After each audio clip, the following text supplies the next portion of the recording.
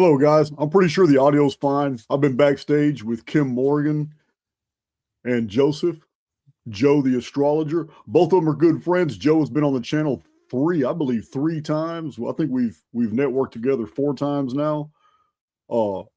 Kim, I have known for seven and a half years, old Facebook days, corresponding back then. This isn't about the blame game. We're not here to blame anybody. We're here to talk about a very real phenomenon, about the division and the widening, just really the disparity between men and women and what is happening into the fabric of society. Because the result is very clear. It's been scientifically reported. It's been studied by governments.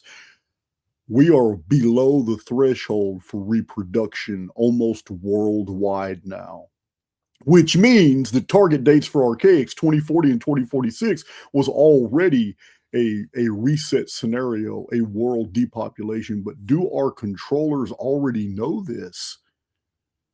Do they already know that this is the target date for repopulation? Because this is where we're heading right now. These are the dates experts are throwing out right now. The 2040 through 2050 period, where the world's population is going to take a significant dive because babies are not being born.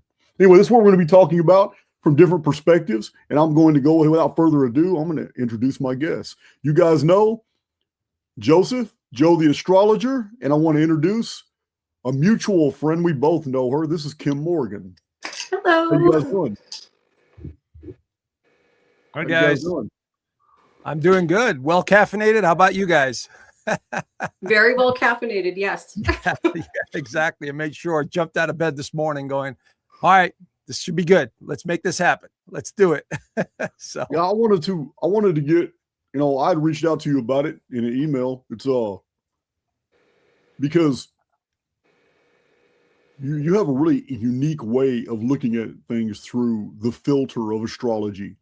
Mm-hmm. And it's not my area of expertise. I don't know anything about it. So when you responded to me and said, yeah, man, we can definitely see trends and like that and all that, I was like, okay, we need to talk about that.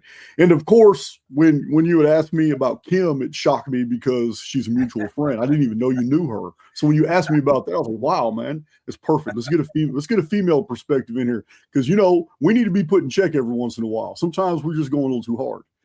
Absolutely. The thing that, and of course, Kim is not just a pretty face. There's high levels of intelligence here that goes beyond the ordinary in terms of also our history, our real history. I'm sure, Kim is going to chime in on all this. But when I heard her tell me about some of these ancient cultures and how society is basically there seems to be something going on here that the controllers or the simulation seems to be running simultaneously a program. And she connected the dots. I was blown away. I was like, whoa. And thank you for that, Kimberly. You're welcome. I when I came into contact with Jason's work, it was he found a hidden timed cycle as where I found basically a hidden bloodline with that cycle. And so just coming at it from two very different perspectives that people really haven't heard of because it's not talked about much, mm-hmm. which I think is on purpose. Yeah, I would agree. We had actually started communicating. Well, I had a lot of problems when I was first released from prison. I automatically assumed that people wanted to be educated on some of the things that I was bringing to the table. And at that time, about 100% of the online communities, Facebook included, everybody believed the Anunnaki timeline was hundreds of thousands of years because this is all they've ever heard from Zechariah Sitchin, Earth Chronicles. And when I got blocked off so many Facebook groups, and then there were some receptive mods and participants in a group called Eden Cafe. And Stephen Walsworth and Kim used to bounce messages back and forth on Facebook about, Zechariah Sitchin studies, Anunnaki history. So I didn't have a lot of people to talk to back then because I was being shunned by everybody. As a matter of fact, me being blocked off all these groups is what is the reason the archaic Facebook group was even created. I can't get blocked off my own group. So after I put 600 posts on the archaic's Facebook group, Facebook blocked me. Of course. Facebook took me off. Yeah. Of course. Well, you know, the thing that I discovered years ago, and I'm sure both of you could understand this, is that the deeper you go down the rabbit hole of truth, the more it becomes difficult to talk to the average person, family members, friends, you know, associates. They start looking at you like you're crazy, you're a conspiracy nut job. And then, you know, you become the outcast.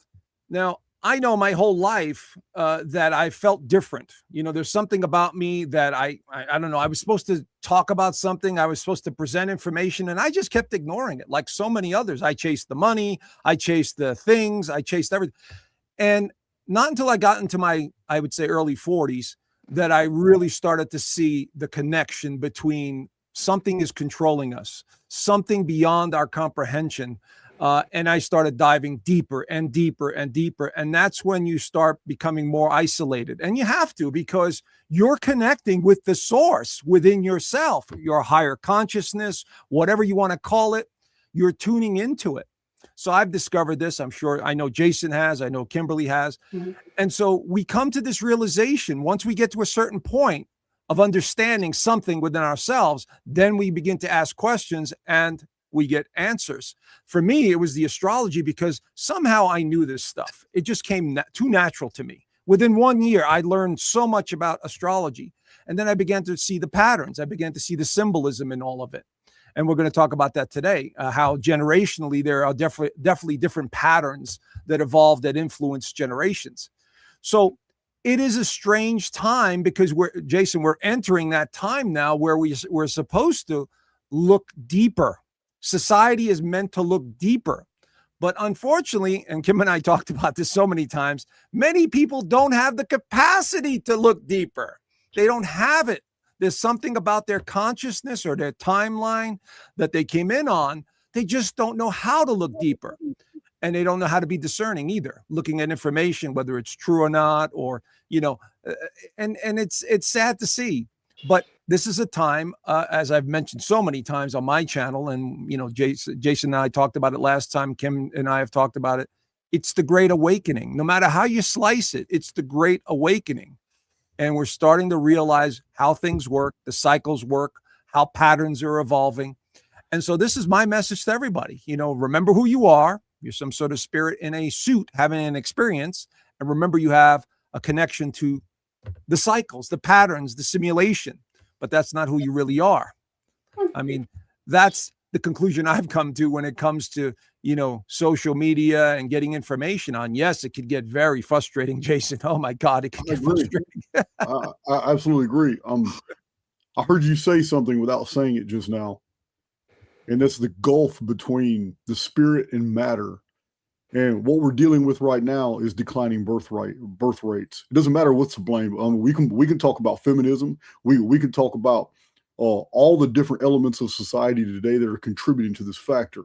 I don't want to play the blame game, but men are from Mars. Women are from Venus. There are fundamental differences between males and females. Mm-hmm. But you just said it without saying that it's the Great Awakening. Well, that implies spirit. Spirit is the opposite of matter. This is exactly what's happening in our society right now. The more people are waking up, the less they are paying attention to their biological impulses. It's not so much that women and men hate each other. Yeah, there is some of that, but it's misdirected.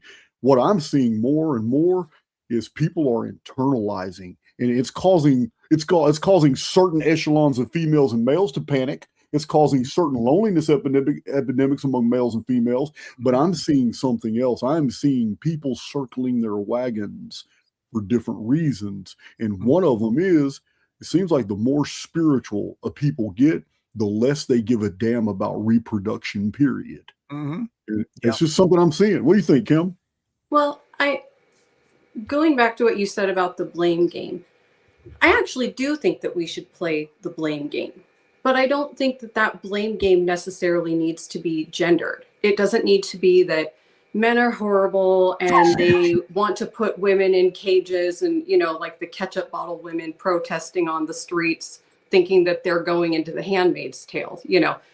And at the same time, women aren't all horrible either. I think that the blame game, we have to identify it. There is a nexus for this crisis that we're in, because it is a crisis when men and women hate each other, or they do not see a need for each other.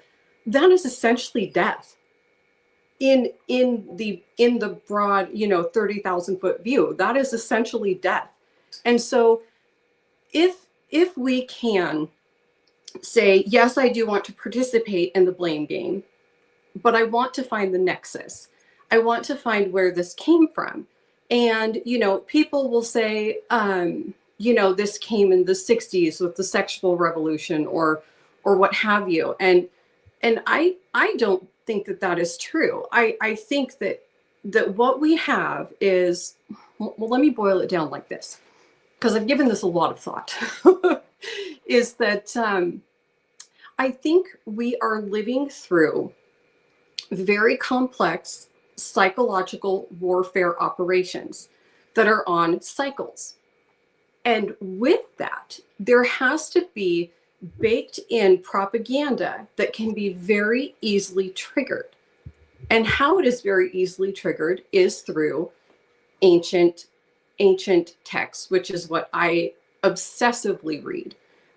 Constantly trying to find patterns and clues. I'm like a weird Columbo from the 1990s sitcom, reading like Babylonian texts, and it's amazing the things that pop out at me. And so if we have this simple notion, which I call the ancient war propaganda, which can be triggered so quickly, and once it's triggered, we've got this advanced psychological war playbook that just starts rippling out and out and out and out, and you just cannot get it to stop.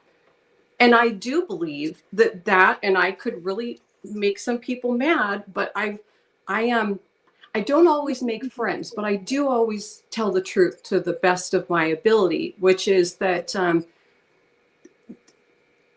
we had two things that happened in the biblical origins text, which is, first, that man was created and women were only created as basically a afterthought. Oh, well, this man needs someone, so I'll create her so she can help him. That is quite a pervasive. It's small and it's subconscious, but it sinks into the heart and the spirit of every man, woman, and child that is in an Abrahamic society, which we are. And so if that is true, then we have to go to the next psychological playbook in the Bible. And I've actually traced this back to Babylon and the Akitu festival, which is, there must be a scapegoat. It isn't just that we are in these playbooks that are polarizing, where we've got these dualities. It's that then there has to be a scapegoat. And if roughly 50% of the population is men and the other half is women, but then women are scapegoated because they're the reason that Satan runs the world because Eve took a bite of an apple, we've got a very serious problem here. And the consequences they're truly unending. Oh, I agree. The whole women were made from the rib of Adam. I've addressed this on my channel. It is entirely a patristic statement. It's demeaning, but the Judeo-Christian interpretation of the Adam and Eve story is exactly what you portray. It is patriarchal, but it's not my interpretation. Mine is systemic reset, and it's a cover story for something terrible and devastating that had happened. And well, what if it's both? And Adam and Eve had to start over. Oh yeah, it very well could be both. No. Well, and I think that it because what you're saying, if this is a reset cycle, which it is, Adam and Eve are not the first. It is a reset cycle. But within that reset cycle, the very first thing that they baked into this, women were the cause of the fall. bingo. So Absolutely. I agree with we you. have the scapegoat psychological warfare playbook, just over and over and over again. And as soon as that gets out, it's like, you know, when you drop a rock in a pond of water, the ripples, they just ripple and ripple and ripple. And how do you get it to stop? Yeah, I'm going to agree. Oh, I would agree as well. There's absolutely a psychological component to this reality. No doubt about it. The simulation, whatever they are, whoever it is that's pulling the strings at the highest levels, whether we call them the archons, whether we call it the demiurge, it doesn't matter. It is, in my opinion, in my research, and I'm sure you guys would agree, it is some sort of frequency manipulation. It's some sort of energetic manipulation. But along with that comes this deep psychological understanding of human behavior that is beyond our comprehension. And I came to this conclusion, you know, studying the UFO, extraterrestrial stuff, all that. I could see the depth of the psychological component when people were really doing some honest research and would see the connection and things that were put forth and back and forth, and then going down into history. Now, I'm not a historian, but I know a little bit. And I realized this psychological component that dated back to this Anu cycle, and I don't even want to call them the Anunnaki because Kim corrected me. It's Anu and the key, and then this third set of beings that showed up. But anyway, my point being is there definitely seems to be something or someone who is psychologically advanced, if you will, or manipulative, if you want, that seems to be controlling things, and they understand the cycles. My God, do they understand the cycles? Whether it's numerology, whether it's astrology, whether it's the weather patterns, whether it's the seasons, it does not matter. They understand it very well. And they use them. They absolutely use them. And I've made predictions where on certain dates this was going to happen, and it happened, you know, because I understand their mode of thinking. Now, when it comes to relationships, it's an area that I think all three of us are pretty qualified to talk about, because we all three of us have very strong Venusian Libra energy. Okay. All three of us. This is why we're here talking today on this. And if you understand astrological symbolism, Venus is the goddess, you know, the love, the lover of partnerships and so on. And so this is one component, but there's another one. In astrology, the planet that represents psychological change, sexuality, is Pluto or Hades. And maybe Kim could connect it to some of the ancient cultures, you know, and Jason, you want to chime in? Absolutely. And when we look at, as astrologers, we look at the cycles of Pluto, we absolutely could see the psychological side of humanity for that period of time. Okay. And that's how we view it. And I mean, I created some lists here, and I'll go into it later, but basically we could see the progression going on of how society began to change its way of thinking, and how it looked at sexuality and how it transformed. I could clearly see it. I'm sure you guys could see it as well once I present the information, you know. And so we see this, and I think Kim is exactly correct. It dates way back because it's been the same manipulated, the same playbook that they understood and kept moving forward. Okay, we're going to get into this era and humanity's going to wake up more. They're going to become a little more spiritual right before the reset occurs. Okay, we could do this, this, and this. Let's condition them this way. So somebody or something is absolutely influencing the psyche of humanity. Without a doubt, Jason. There's no doubt in my mind, and I'm sure you guys realize it as well. I want to comment on cycles, just because when it comes to astrology, I'm unqualified to know those cycles or anything. But when it comes to cyclical phenomena, I believe I'm overqualified. Let me explain. Just yesterday, it's inexplicable how I go through these phases where for about a day and a half sometimes in my life, 2 or 3 times a month, it does not matter how prodigious my energy is. I'm a high energy guy. It's inexplicable why about 3 times a month I just shut down. And it's like, damn, man, no matter what I read, how much I research, who I'm dialoguing with, whatever the discourse is, if I'm entertaining two different minds talking about something I'm listening to, if I get on my motorcycle and try to break pattern and go to a bar or a restaurant and I just absorb the environment, or if I meet a friend somewhere and I can't break out of it, it's like, damn, what is going on with me? And then it's like, it's a slow period. It's slow to me because of it's like we experience a time dilation. When we are suffering something, it always feels like it's a lot longer than it is. But it normally takes me about an hour. There's an hour shift when I come out of that phase. This happens to me about 3 or 4 times a month. And it only happens for a day, day and a half. But when I come out of that phase, it may be 7 p.m. and I will do more from 7 p.m. till midnight before I go to sleep than I've done in the last 3 days. And that's why I'm just discussing cycles. There are rhythms and cycles in our life that are inexplicable to me, but I know that I suffer them and I've learned to recognize them. I just went through one yesterday and came out of it. And when I came out of it, man, I got a whole lot of stuff done. But going through it for me, because I am a man of accomplishment, I'm going to do something every day. And when I find myself in this little stupor, man, dude, it really F's me up. It F's me up bad. And I just have to wait and break pattern and do something, just wait to come out of it. I can't force it. It is a natural rhythm. I don't know what it is, but it's natural to me. And I just have to preoccupy my mind with other stuff. And then when I come out of it, Joe, I am on fire again. And I'll go for another 10 days or so.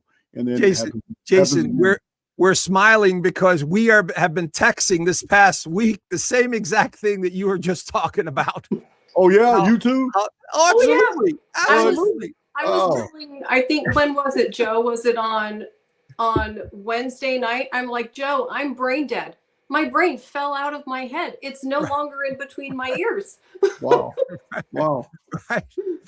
Now, I have an explanation, and I can't prove it. But first of all, the moon cycle. Let's talk about the moon cycle. Every day and a half to 2.5 days, the moon switches signs. We know that. Okay. Then we have what's called void of course. Now, this is very important. We are simulcasting. What's that? Hold on. Yeah, go ahead.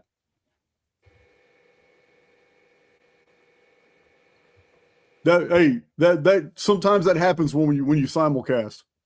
All right. Are we good? Yeah, we're good. Okay. So that moon cycle, very important. Okay. Whatever it's doing, it's pulling on the Earth's magnetic fields. It's pushing the waves, the water, whatever you want to call it. Okay. So every day and a half to 2 days, that moon makes a difference. In the last couple of days, it's been in Cancer, which is in a position which is very strong. So we become more sensitive, we become more reclusive, we become more emotional, we become more tired. Let's face it. This is associated with that. Then once the moon cycle changes or comes out of what's called moon void of course just means it's not making any connections to any other planetary bodies, any major aspects. And I've done this over and over again. I've noticed the connection between my energy level and that moon cycle, no doubt about it. And so it's been so strong in the last couple of days where, Kim and I talked about this. One day I shot up out of bed at 5:30 in the morning and got more done in the entire day. Natural energy. The following day I crashed. I couldn't move, couldn't get out of bed, couldn't do anything. Not out of bed, but I mean, just lazy. So what I'm saying is we are so in tune with these cycles, these planetary symbols that are pulling on energy. And so, I suggest to people just understand the basics, understand the moon pattern, understand your ruling planet. By the way, Mercury is the ruling planet of Geminis, and it is slowing down to go retrograde. What does that mean? It's dropping behind the Earth. It's slowing the energy down. So when the moon is tugging on Mercury or pulling on something else, symbolically, it represents the energy moving and shifting. And we will go through those patterns. Now, there's another element here, which I brought up. Something with the sun. The sun is not just this pretty orange ball in the sky. There's something going on with its frequency. It seems to be changing, possibly because of these objects that are coming in, Jason, that are pulling on it, that are moving it, that are doing something to the simulation, that are causing it to change.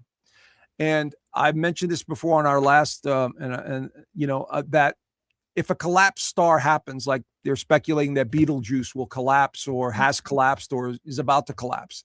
This will send a ripple of waves or cosmic energy towards us, which will affect the sun and also affect us.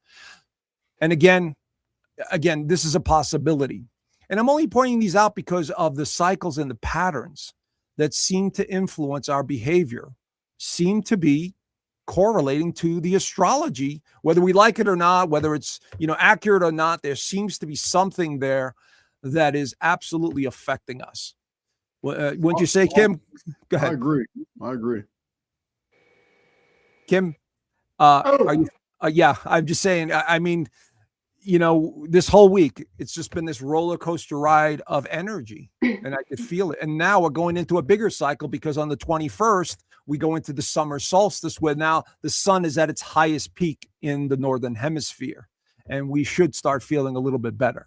But then again, Mercury's going to go retrograde. Well, I was born on Mercury retrograde, so it usually doesn't get me down too much. And Jason and I are both Gemini mega bosses, so I'm like hoping for the best. But it's not just an intellectual energy though. It's in my own personal life. So it's so weird. It's so weird because I have been so anti-metaphysical and anti-mystical for so long. Now that I'm starting to pay attention to these little rhythms, it's my financial life, my personal life. I can even go even more personal than that. It could be not so much romance. I really don't have a romantic life at all, but I'm a flirter. I'm not going to lie. I do flirt. And sometimes I'll catch myself in public and I'm only being friendly, but other people take it differently. I engage in public conversations so fast and so easy. And a lot of times it's effortless. I'll just say something. And next thing you know, I got 2 or 3 people around me. We're all talking in a grocery store aisle. But it's everything, Joe. It's everything in my life. When it shuts down, it's like nothing's working. And then when I'm flowing again, it's every aspect. I'm talking about income streams are doing fine. Bills are getting paid just fine. Relationships, I'm communicating with people. I'm getting a bunch of texts and emails, and it's so weird because this energy and this cycle that you're talking about, oh my God, it affects every echelon of my life. I'm pretty sure I'm not unique in that respect. No. Go ahead, Kim, if you want to say something. Oh, I was going to say it does seem like they do time things, and by they, I consider it the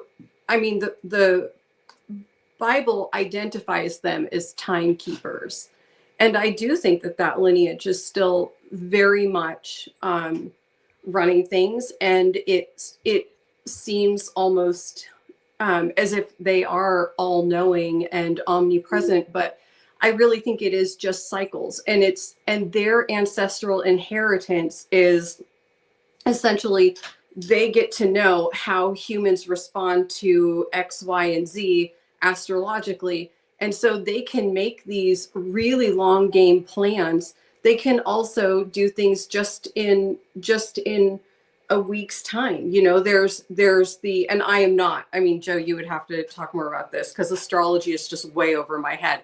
But it seems like that some planets, like Uranus, for example, it's more of it will be where it is for like 7 years. And that is the influence of it in that 7 years. And so I think that as where like Mercury is more like short term. Am I okay? So no, I think that they are making these master playbooks so they know how to keep things going in the short term. They know how to keep things going generationally and long term. So it's not just that we have this playbook for a massive reset. We've got like mini playbooks. We've got mini playbooks for, monthly cycles, 7-year cycles of Uranus, the cycles of Pluto, things like that. And so because of that, and I think that really, that kind of segues into the topic of today, which is that when I look at the gender wars, whatever you want to call them, that's what I call them. There is a generational component to it. and it's a long game. So, you know, and I'll just be completely honest. There have been times in my life where I have felt the pull towards, I wouldn't even say feminism. It's the masculine defensiveness, because when women get fearful, they become more masculine, is where when men become fearful and upset, they become more masculine. And so women kind of come out of where they're supposed to be, and men stay where they're supposed to be, but it just might be, it's dysfunctional. You know what I mean? And so if we have these cycles that are, you know, like I said, the short term, midterm, long term, they will know how to, and I do think women are actually more targeted, and I might get some pushback for that, but I do think that women are more targeted because we respond in a masculine way. And so we come out of our spiritual role in this world, and then that feminine role disappears, and then we just have chaos. And it doesn't mean that masculinity is bad. It means masculinity coming through women is chaos. I mean, it's like dark magic chaos. And so if we have these cycles, like, long story longer, because I can just go on these pedantic rants that could probably give Jason a run for his money. I got to take this phone call. Hello? Go ahead. Okay. Go ahead. You're leaving me in good company. Hey, I can add some value to the women are targeted on a societal level. Mm-hmm. Okay, Fortune 500 companies have definitely targeted women more than men, Mm-hmm. and in two very fundamental ways. One of them is in building up the idea that a woman of value must look a certain way in public, have her nails done, have her hair done, they have mass marketed these Mm-hmm. mega billion-dollar campaigns to get females to buy all these products. At the same time, they have slaved the female population to the receive now, buy later phenomenon. So we have a massive amount of females, younger females now, who are living far beyond their means, Mm-hmm. because they're getting online. I got to have that nail product. I've got to have that hair deal. I got to have that massage. I got to do all these little beauty boutique type deals, and they're not paying attention. And within 6 months, 6 months, the bubble bursts. Yeah. And they're absolutely unable to deal with it financially because they have bought everything after the fact. Mm-hmm. You know, that's financial predation. Oh, it absolutely is. And there's I mean, I see these young girls that are in their 20s and 30s. And I mean, they're spending thousands of dollars at the med spa. And I mean, they're getting their lips filled up, but like all the things. And I'm like, how in the heck are they affording this? Like, I'm 45 years old. I'm like, I'd probably get Botox and crap, but I have bills to pay. Yeah. You know? I definitely do see it. But I do think that women, so when we're talking about multi-generational psychological warfare hitting women hard, I'll give an example that I see, and it's something that you may have spoke about in the underground video, which is that phenomenon of all these young girls thinking, I'm a 10, if a man wants to even come near me, he better be, have this 6 foot, 6 figures, 6-pack abs. He better have a boat. He needs to take me out to this fancy restaurant. Like, really, really entitled, and it's dehumanizing to men. It's extremely dehumanizing to men. And I don't think it's necessary, especially on a first date. Like, that is not necessary. That's not building human connection. But where did that mindset come from? It's easy to point the finger at these girls and be like, wow, you entitled little. But it came from somewhere. And I propose that it came from my generation. Now, when I was like a teenager, I would turn on the TV and it would be Girls Gone Wild everywhere. it would be Victoria's Secret models everywhere. It would be Britney Spears, who was a young girl, and Victoria Beckham, who was rail thin, being told she was fat and to get on a scale. And when you are a young woman who, I mean, I was in that phase of, I wasn't a woman, I wasn't a child, I was trying to figure out who I was, and I mean, not to sound like super egotistical, but I was a darling little teenager. You know, I was absolutely darling. I felt so ugly. I felt so fat. I felt so ashamed of myself because I wasn't hypersexualized. And I didn't know what to do. I didn't know how to show up in the world.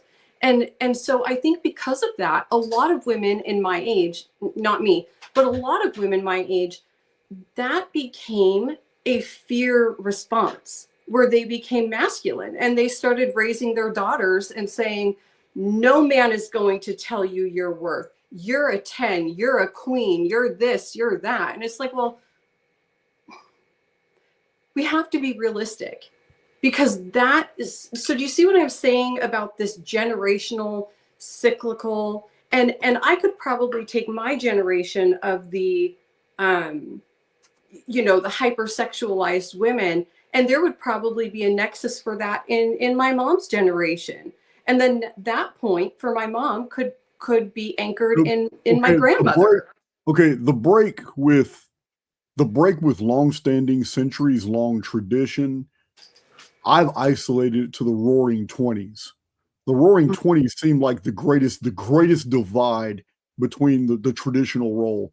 And so, astrologically speaking, I would like to know what was different about the Roaring '20s, because the 1910s were still very, very traditional as far as the role of the male and female relationship. Up until 1968 and 69, the man covered everything in the woman's life.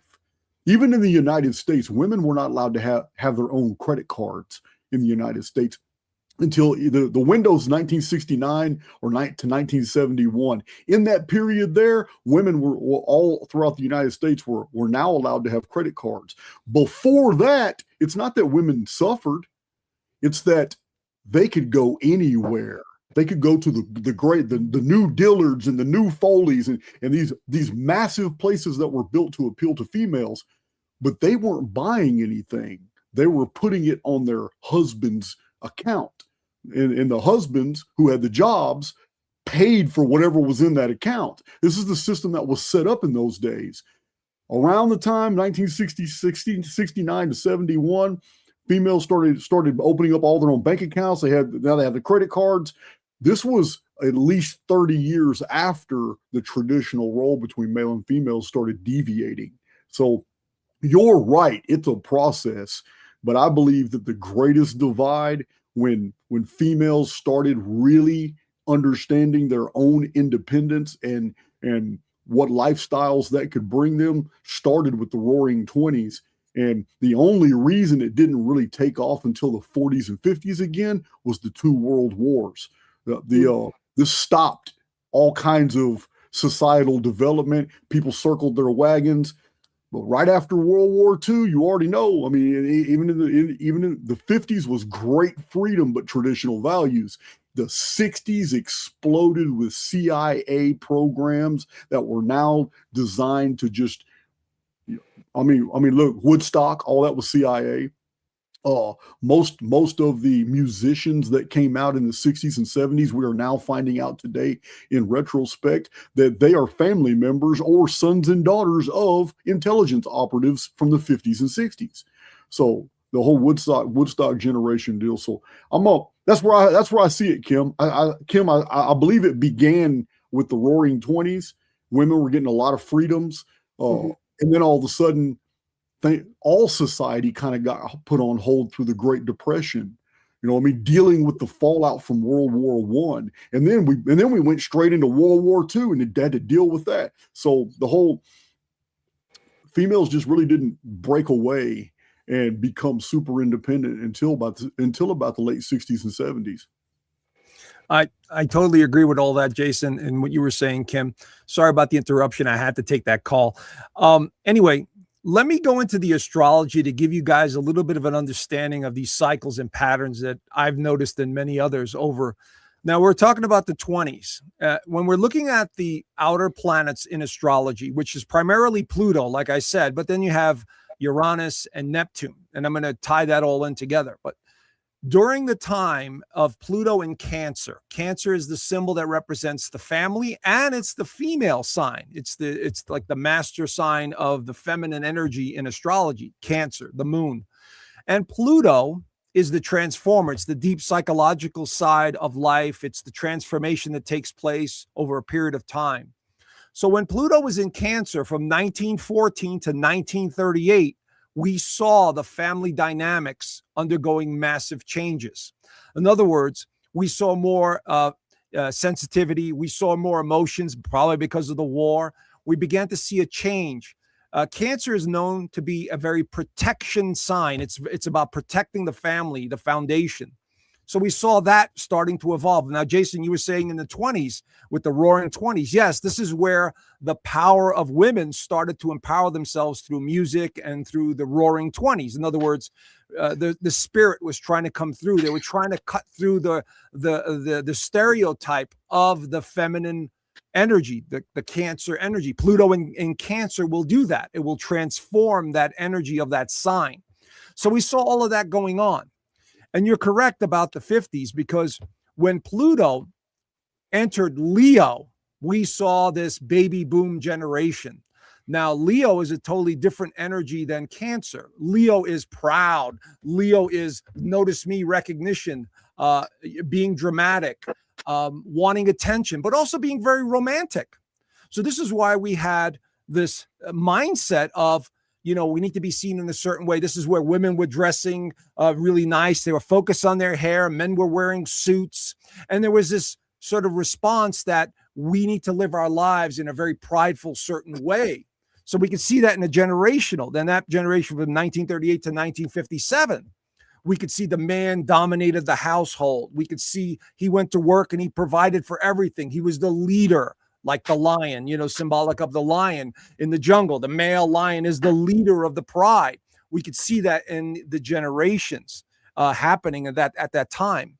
Then when we get into the Pluto in Virgo, this is where everything started to change, Jason. And you mentioned the CIA and the drugs. Virgo is associated with addiction. It is associated with medicines and science and drugs of any kind. And so we saw the introduction of these components to change the dynamics of society. Now, I want to point out one thing in the research that I've done, and you guys have probably done the same thing. Let's face it, these psychopaths, and I mean the human ones that are running this planet right now, they've always known we must destroy the family. That is the core foundation of humanity. It's always been family. You know, you get together with somebody, you have a couple of kids, you live in a house, the whole 9 yards.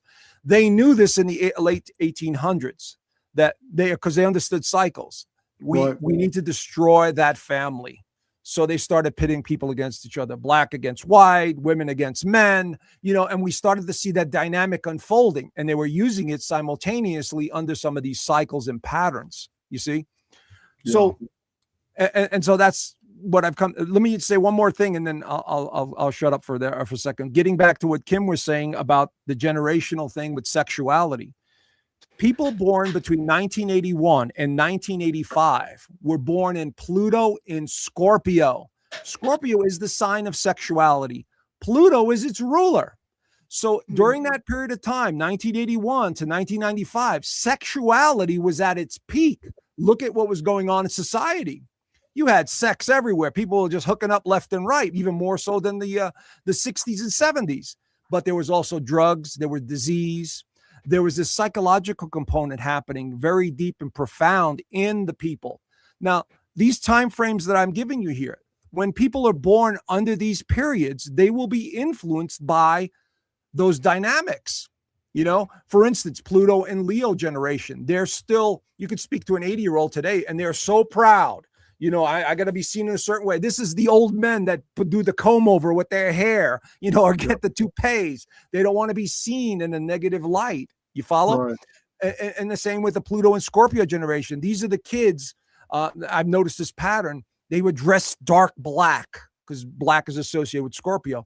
And they would be very psychological, very deep, very profound. And they would have schizophrenic sort of behavior because they're reaching a level of understanding that most people don't understand. It's so deep and profound.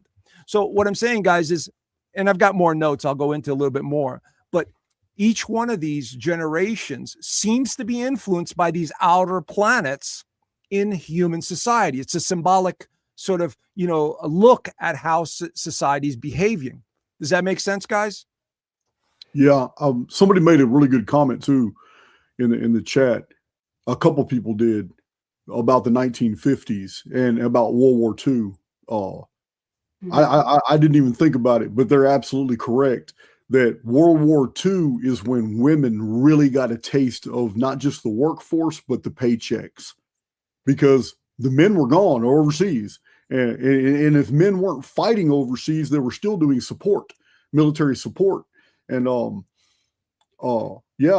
we saw whole factories full of tens of thousands of females making munitions and tank, jeep, and machine and aircraft parts. So yeah, that's I didn't even think about that, but I should have caught on to that. But it's true. World War II in the 50s, women got a taste of that industrial life. So they were doing the labor. But they were also making really good paychecks. Yeah. And that's when things started to change dramatically, because what was happening is that the roles were being changed artificially. Again, one of the things that they proclaimed that they were going to do was get women into the workforce. This was Nicholas Rockefeller making this statement before he died. Said one of the things we wanted to do was to get women in the workforce. And it was, again, to break up the family. It would destabilize the family. Exactly. Unit, yeah. Right. And so what happened is the roles started to change. And like Kim was saying earlier, things were changing dynamic, the psychological component of, are we supposed to go to work? Are we supposed to stay home and have babies? Or, is the male supposed to lead? So everything was becoming more in question. Everything was becoming more uncertain. And then we hit the 60s with the drug revolution and the sexual revolution. It was a free-for-all because drugs were now introduced and to cause more change to society. But something strange happened in the 70s. This was the Pluto and Libra generation. Libra is the sign of romance and relationships. Notice how many love songs we had in the 70s, guys, right? Every other song was about love or a partnership or a relationship. Listen, I'm probably biased, but the 70s and 80s to me put out the best music ever. I would agree. I'm probably biased because, I just remember the 70s and 80s, but it was happening. 70s, to me, the 70s and 80s, we were the most free. Although older people were going to argue the 60s, and I can't argue, I can't contend with that. Right. But to me, it seemed like the 80s. But yeah, I'm probably just biased. No, well, I'll just throw a wrench in that and say that I think it was 90s grunge music because I grew up in the 90s in Seattle. Right. Yeah. Well, I think each generation. generation. Go by age because she's younger than us. She's younger than we are. So yeah, I'm 45. So our preferences are going to be solely different. Because I'm going to be honest with you. I did not like the music of the 90s, but Again, I am an anomaly. I was in prison by 1990. I was 17 years old. So when I did hear the music of the 90s, I was not impressed. But yeah.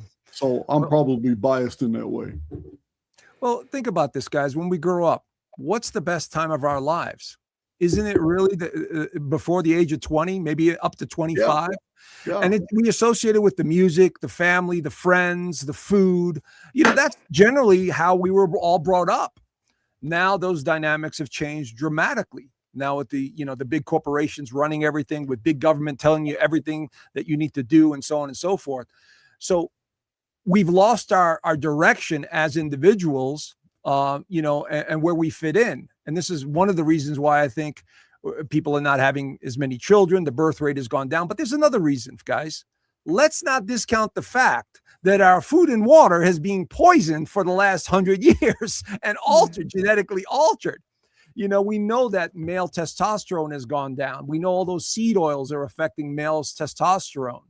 And it's enhancing the masculinity on the women's side. Like Kim was saying earlier, that women are becoming more aggressive because of what's happening to the food.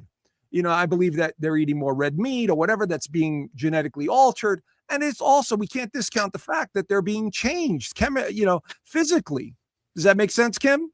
Well, I think if they're psychologically groomed to change, and if they're placed in a world that is, I mean, it is a masculine world. And I don't mean that men created it. I actually think in large part, the feminists created it, because it was less about women and motherhood and connection and leaning into our feminine gifts of, being the emotional anchor and the spiritual anchor of the home, which is a high honor. And that there's a level of reverence that comes with that when women do it and do it well. And all of that was then put on the back burner as, oh, well, that's what stupid women do. The smart ones get careers. And so I would say, and oftentimes this doesn't make me very popular with women to say it, that they kind of, they erased a lot of the feminine component to our world. And it was a reaction, I believe, just based on life experiences, and that I have so many close friendships with women, that men and women are in a reactive state with each other. And when you are in a reactive state, you're not logical. Everything becomes visceral. It's that 0 to 100 escalation. And so now we have a society where the feminine has been erased. I can think about when I was a kid. And in fact, I was talking about this with my best friend recently, that, every fast food restaurant had a big playground. Everywhere was geared towards families and children. I remember growing up, and my mom would take us to like Dairy Queen or whatever, and me and my friends would sit and play for hours on the playground. Well, our mothers would connect with each other, and they would build this feminine community. That is no longer visible in society. Does it still happen with some women? Sometimes. I strive for that because I desperately need my women and feminine connection. But in the world at large, it's really not that present anymore. It's hidden away for women that even do it. And so we have a masculine world. And again, this doesn't mean that men are bad or that we live in a patriarchy. I don't think we do live in a patriarchy. I think we live in gender confusion and chaos. And so, I think that because of that, women are in a reactive state all the time. And if they are in a reactive state, they are masculine. They are becoming strong. They're becoming defensive. It's like, and everything that makes us a woman kind of dissolves. And then men are like, well, I'm just going to be by myself then. But what does that do to men? See, men see this as a win, because they're like, well, fine, I just won't pay for you. I'll just save all my money. I'll just buy the stuff I want. I'll do whatever I want. What's inspiring the men? If they're living in a purely masculine world, what is inspiring the men? Because if you see a man that has a woman or a wife that he adores, that man, he will be inspired to do things all the time, because he needs that feminine. He needs that emotional connection that he can't get with men. Does that make sense? And so it's not that I don't think that we actually live in this patriarchal construct that feminists are trying to get rid of.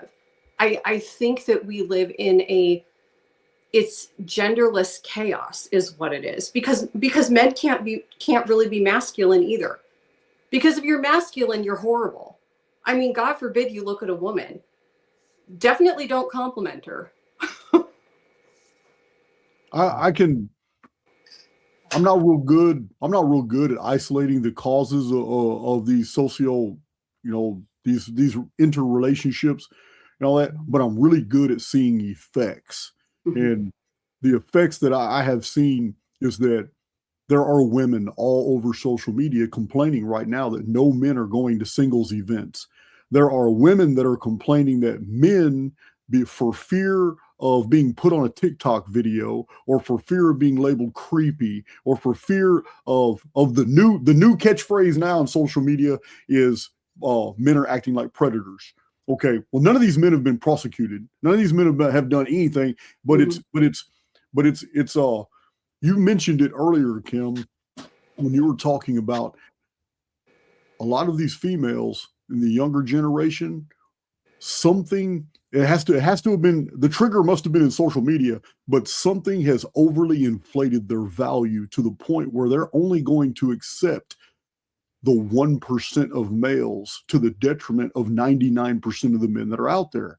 Because if you were to get a calculator out and just do percentages, all the women that want the 666, the 6 foot tall, 6 figures, 6 pack, well, if you were to go simply by the geographical area that female is located in, like for you, Pacific Northwest, and you were to use a calculator and go by that, you're going to find out that 0.1% or something, might be 2 zeros, 0.001% of the available bachelors anywhere within 200 miles even fit that criteria. And if thousands of women all have made that their litmus test, they have priced themselves out of the societal arrangement. They're living in a fantasy world that will never be fulfilled. So all over social media, like I said, I can only judge things by their effects. And the effect right now is that men have cashed out. They are buying homes and living alone. They are investing in their hobbies. They're investing in the things that they want. They are not going to bars. This is another huge complaint in social media. There are no men at these bars, and like no men at singles events. One video I saw, a lot of the women were talking about, you know what, just 5 years ago, there was always men here at the park. And a lot of women would pick up men at the park, and everybody's there watching their kids. So it's gotten to the point where men don't want to go be seen in a park anymore because someone's going to put them on a TikTok video and say, we got this guy hanging out at the park with all these kids. And it's gotten so toxic that men have just checked out. They've opted out. And the videos on social media are not of men talking about a loneliness epidemic. It's of men explaining why they checked out. It says, man, you know what? I can't win.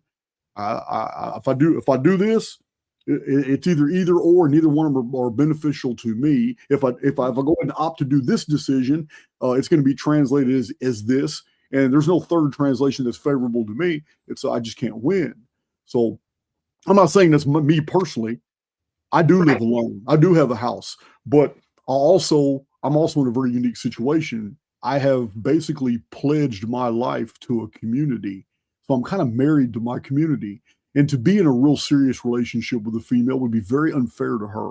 It would be unfair to her because I have told every woman that I've ever dated that this is my life. And it's probably, and you can say what you want to say about how you'll accept that, and it's all cool. But we already know what 6 months down the line is going to look like when you realize you do not have my attention.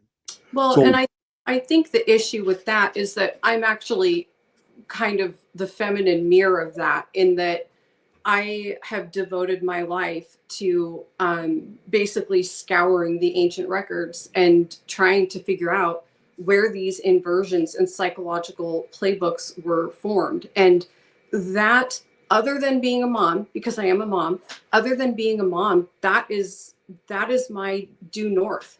That is what matters to me, and my purpose in life. And I also think that men and women, I think one of the problems, and I don't know, I mean, this is just my observations. I think that we're too reliant on each other. I think that we are way too reliant. I've noticed over the course of my life that when a man and woman gets in a relationship, they kind of close out the world, and it's like they aren't hanging out with their friends as much anymore. They're fully immersed in each other until they can no longer meet each other's needs, and they can't meet each other's needs. It's not possible. It's this undue burden that has been placed on men and women in these relationships, is where, you know, women need other women. We need that spiritual connection. Like, I can't get that from a man.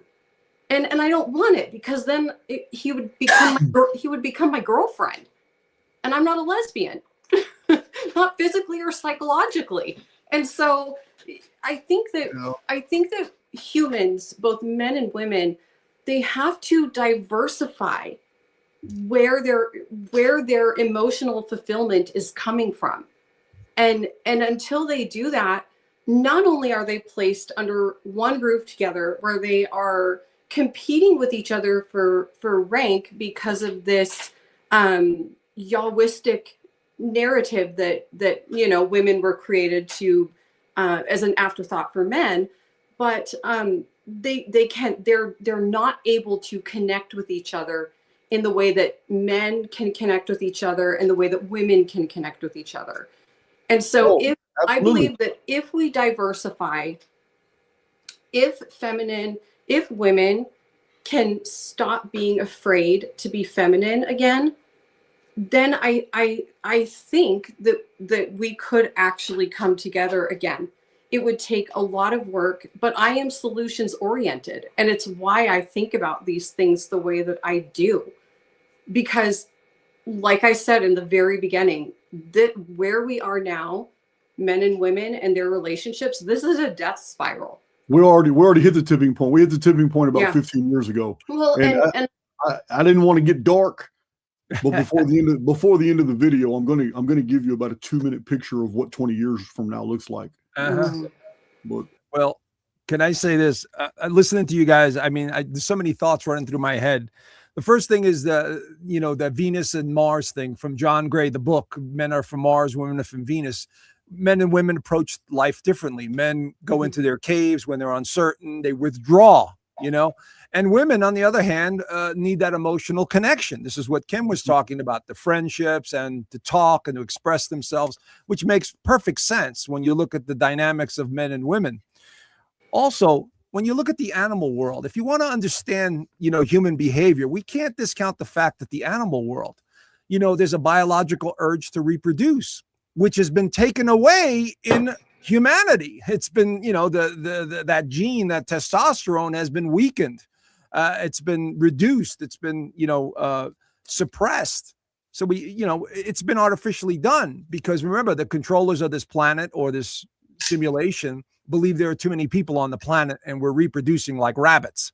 So they've always known that they're going to have to slow the growth rate down of society. So we're at that point now, and I think they chose the 20th century to do it. Now, when we fast forward to the 21st century, and this ties into what you were saying, Kim, which is excellent, the genderless society. Actually, it fits into the astrology. The astrology. Yeah, absolutely. Everything. Listen, I can explain everything in astrological terms, because these are the cycles that seem to be influencing us. And so I could give you dates on when this genderless society began to occur. And it ties into today's youth, how they believe there are 57 genders, how there's no such thing as male and female anymore, and all that stuff. And it really started in 1995 with the outer planets, once again, being heavily influenced or symbolically representing major change. And I'll give you an example. Uranus is the planet of innovation, change, rebellion. It's about doing things in an unusual way. In other words, not doing the same repetitive thing over and over again. So in 1995 to 2003, Uranus entered its own sign of Aquarius. So what started happening to society? They started to change their outlook on traditional male and female relationships. This is where there's this explosion of sexuality, or looking at the world differently, or not wanting to be in relationships, being attracted to the same sex, individuals. And that's where it actually started in 1995. So we started to see this group of kids, or this young youth, saying, no, we don't want the traditional crap anymore. We don't want male and female. And they started acting differently subconsciously. These are the kids 23 to 31 years old. Okay. There's more.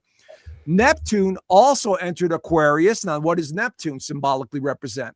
Fantasy, illusion, unrealistic expectations, imaginations, spirituality. It also entered Aquarius in 1998. So now you have Uranus and Neptune simultaneously in the sign of Aquarius, which is strange, unusual. I don't want to do things the same way. You're not going to tell me what to do. I'm going to rebel. So we saw from 1995 to 2012, these kids being brought up saying, no, we don't want traditional stuff. We don't want to fit in. No, we're not going to do it the way you tell us to do. There's this natural inclination to rebel against something. Does that make sense, guys? And yeah, so, you're sitting there isolating the 27 club years too. All these. Right. You're familiar with the concept, right? Refresh my memory. Actors, actresses, and musicians that all died at 27 years old. These are all the years you're naming. This is when all of them died. I see. Okay, and that makes sense. It's just before the Saturn cycle, which is 29 years. Now, let me just fast forward real quickly. So we have that generation being brought up instinctively inside today going, I have blue hair. I have 57 genders. So it's coming out now. They're becoming more aggressive in nature. So they're not fitting in because it's built into them. We fast forward to 2011. Neptune enters Pisces. Imagination, fantasy, psychic abilities, spirituality. Now the illusion becomes even deeper. This is, like unrealistic expectations. This is imagination. This is, I see green people. I see, interdimensional beings. So what I'm getting at here is there seems to be a conditioning that's taking place since 1995 to today that these generations do not fit into this mindset, which is traditional in sense, going back to the 50s, 60s, and 70s. They don't fit in. They don't see this as I belong in this way of doing things. I don't want to do things in this way. And then Uranus entered Pisces as well in 2003. So these two planets symbolically changed the youth. It changed their perception, and it's a vibration, it's a frequency within them that they're here to change things, to make things different. And so this is how I rationalize it. Does that make sense to you guys? Well, I mean, those two decades are remarkable for the massive amount of marketing that was done that pushed that exact same behavior. Exactly, Jason. And there's one other thing, guys.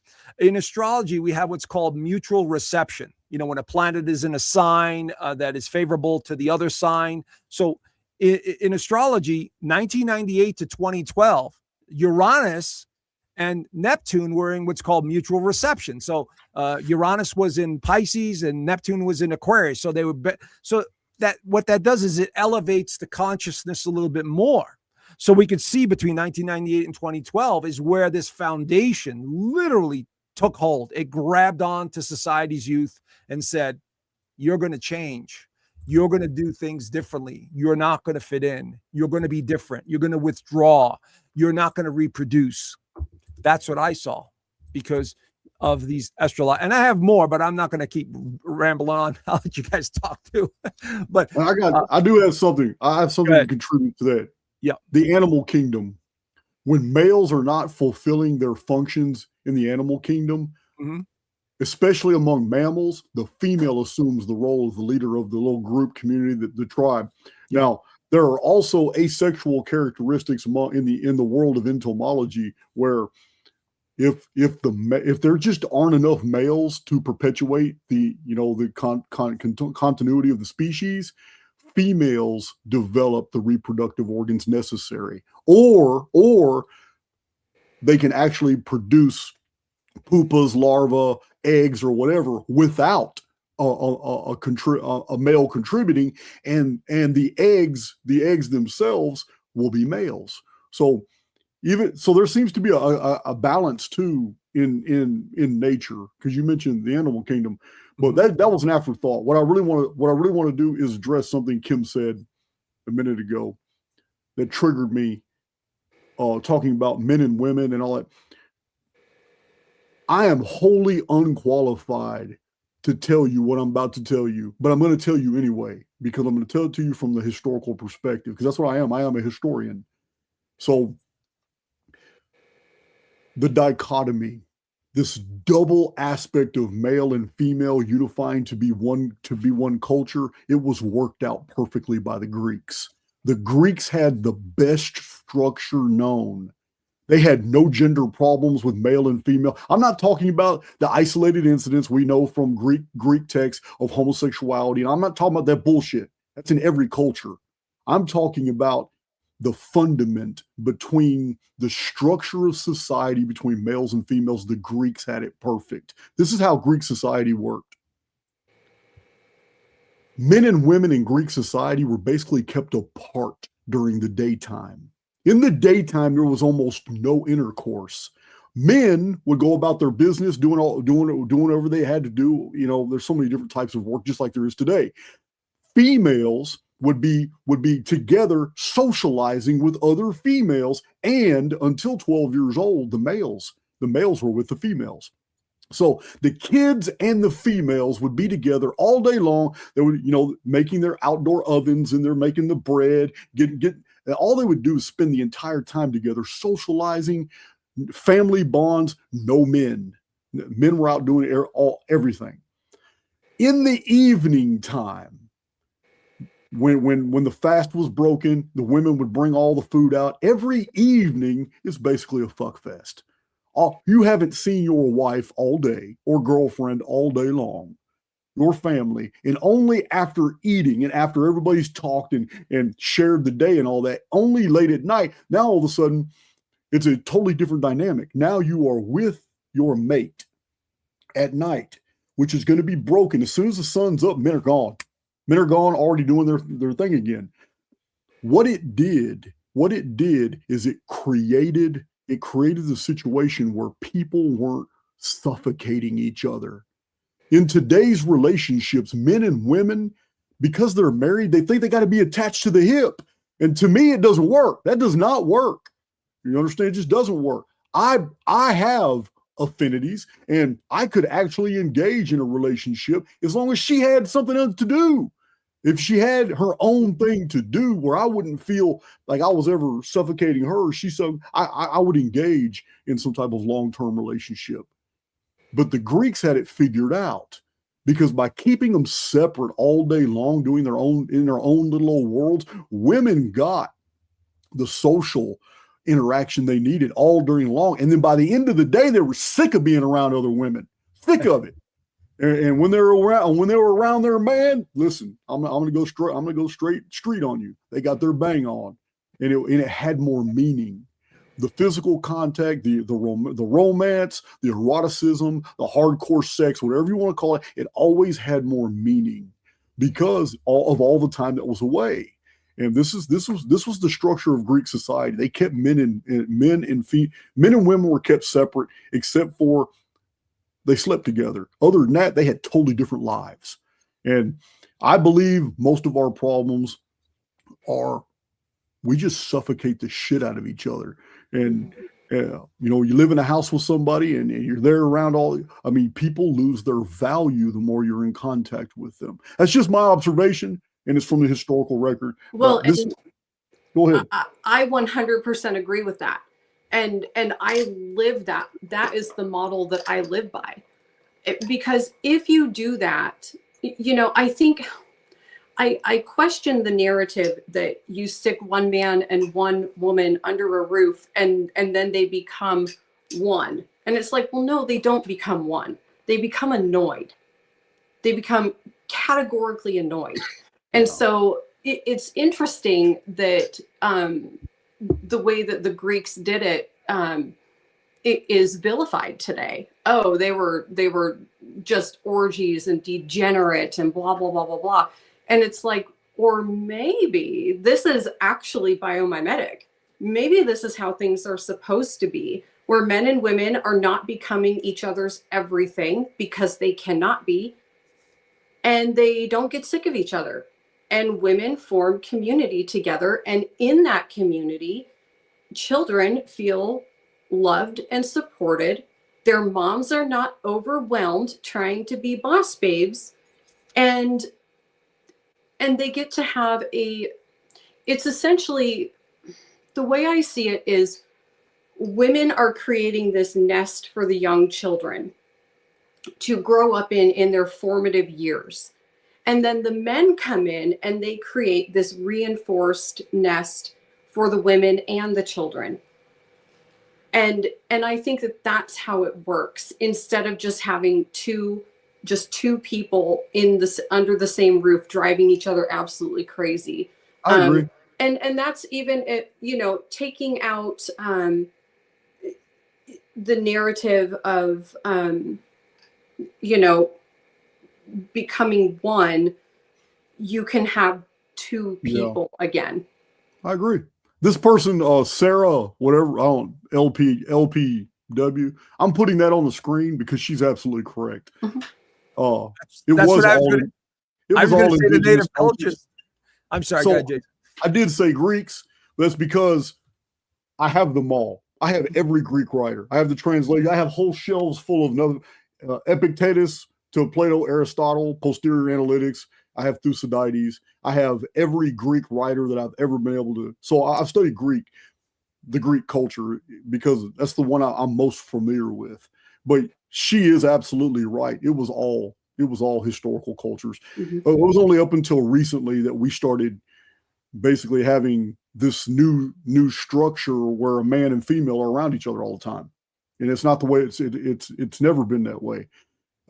When men and women came together, it was a special time of day because it wasn't all day. So, yeah. And you beat me to it, because while you were telling talking about the Greeks, I kept thinking of Native Americans and the indigenous cultures as well. And, they were doing the same exact thing. They go out for the hunt for the day, come back at night, and all of that.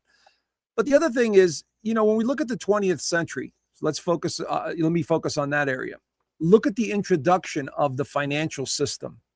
This is something that contributed to the downfall of human relations as well, because now you have this group of people that now wants to take over the world and create the enslaved society through the financial means. Before, it was mostly localized, in different countries, and maybe they moved out to different areas and so on.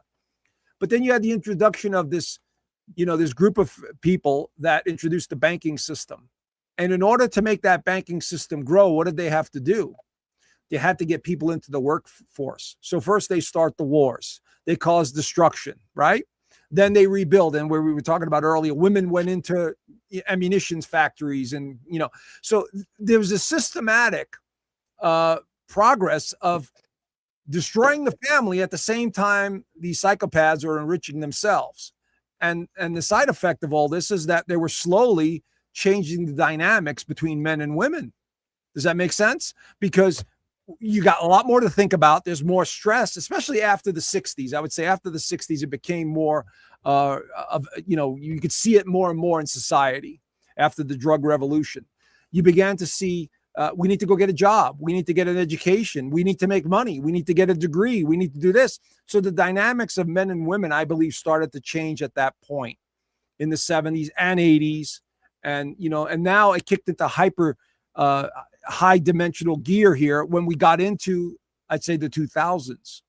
When we look from an astrological standpoint, Pluto enters the sign of Capricorn. What is Capricorn? It is structure. It is business. It is money. It is, achievement. It is creating something out of nothing. Now we have both men and women chasing money, chasing status, and of course, all the entertainment, the magazines, everything has been pushed upon our youth. I mean, every supermarket had these magazines of beautiful women on there or fancy cars. We were slowly being conditioned.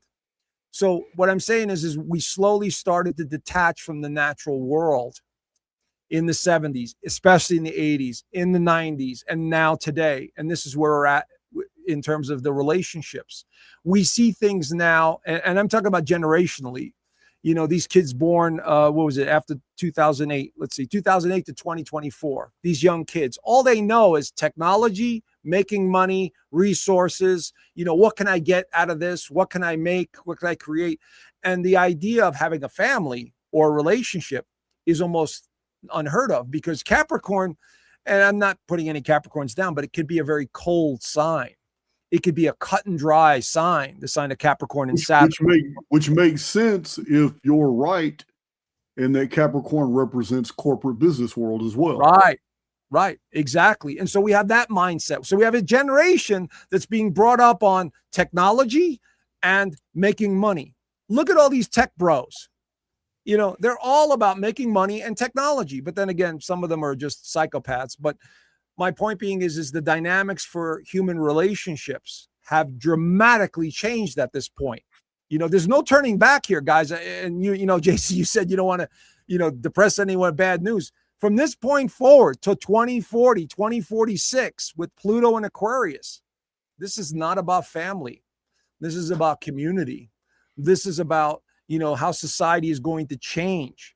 And unfortunately, yes, the birth rate is going to continue to decline, because I think that they're systematically, whoever's running the show here knows that this event or these events Joe, are about to unfold. We're already, as soon as the experts began talking about it, we had already passed the tipping point.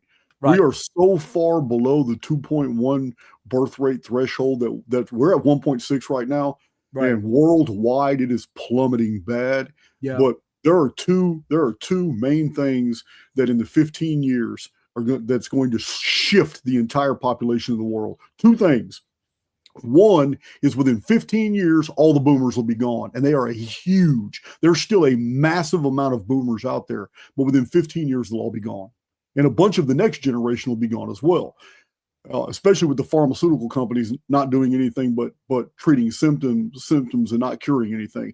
But the other aspect, which is even more critical, is that among our youth born after 1999, they are not dating, they are not having babies, they're not even thinking about building a family, because this age group from right now, from 19 and 20 all the way to 27, 28 years old, this age group right now realizes that the societal and financial stack is stacked, the deck is stacked against them.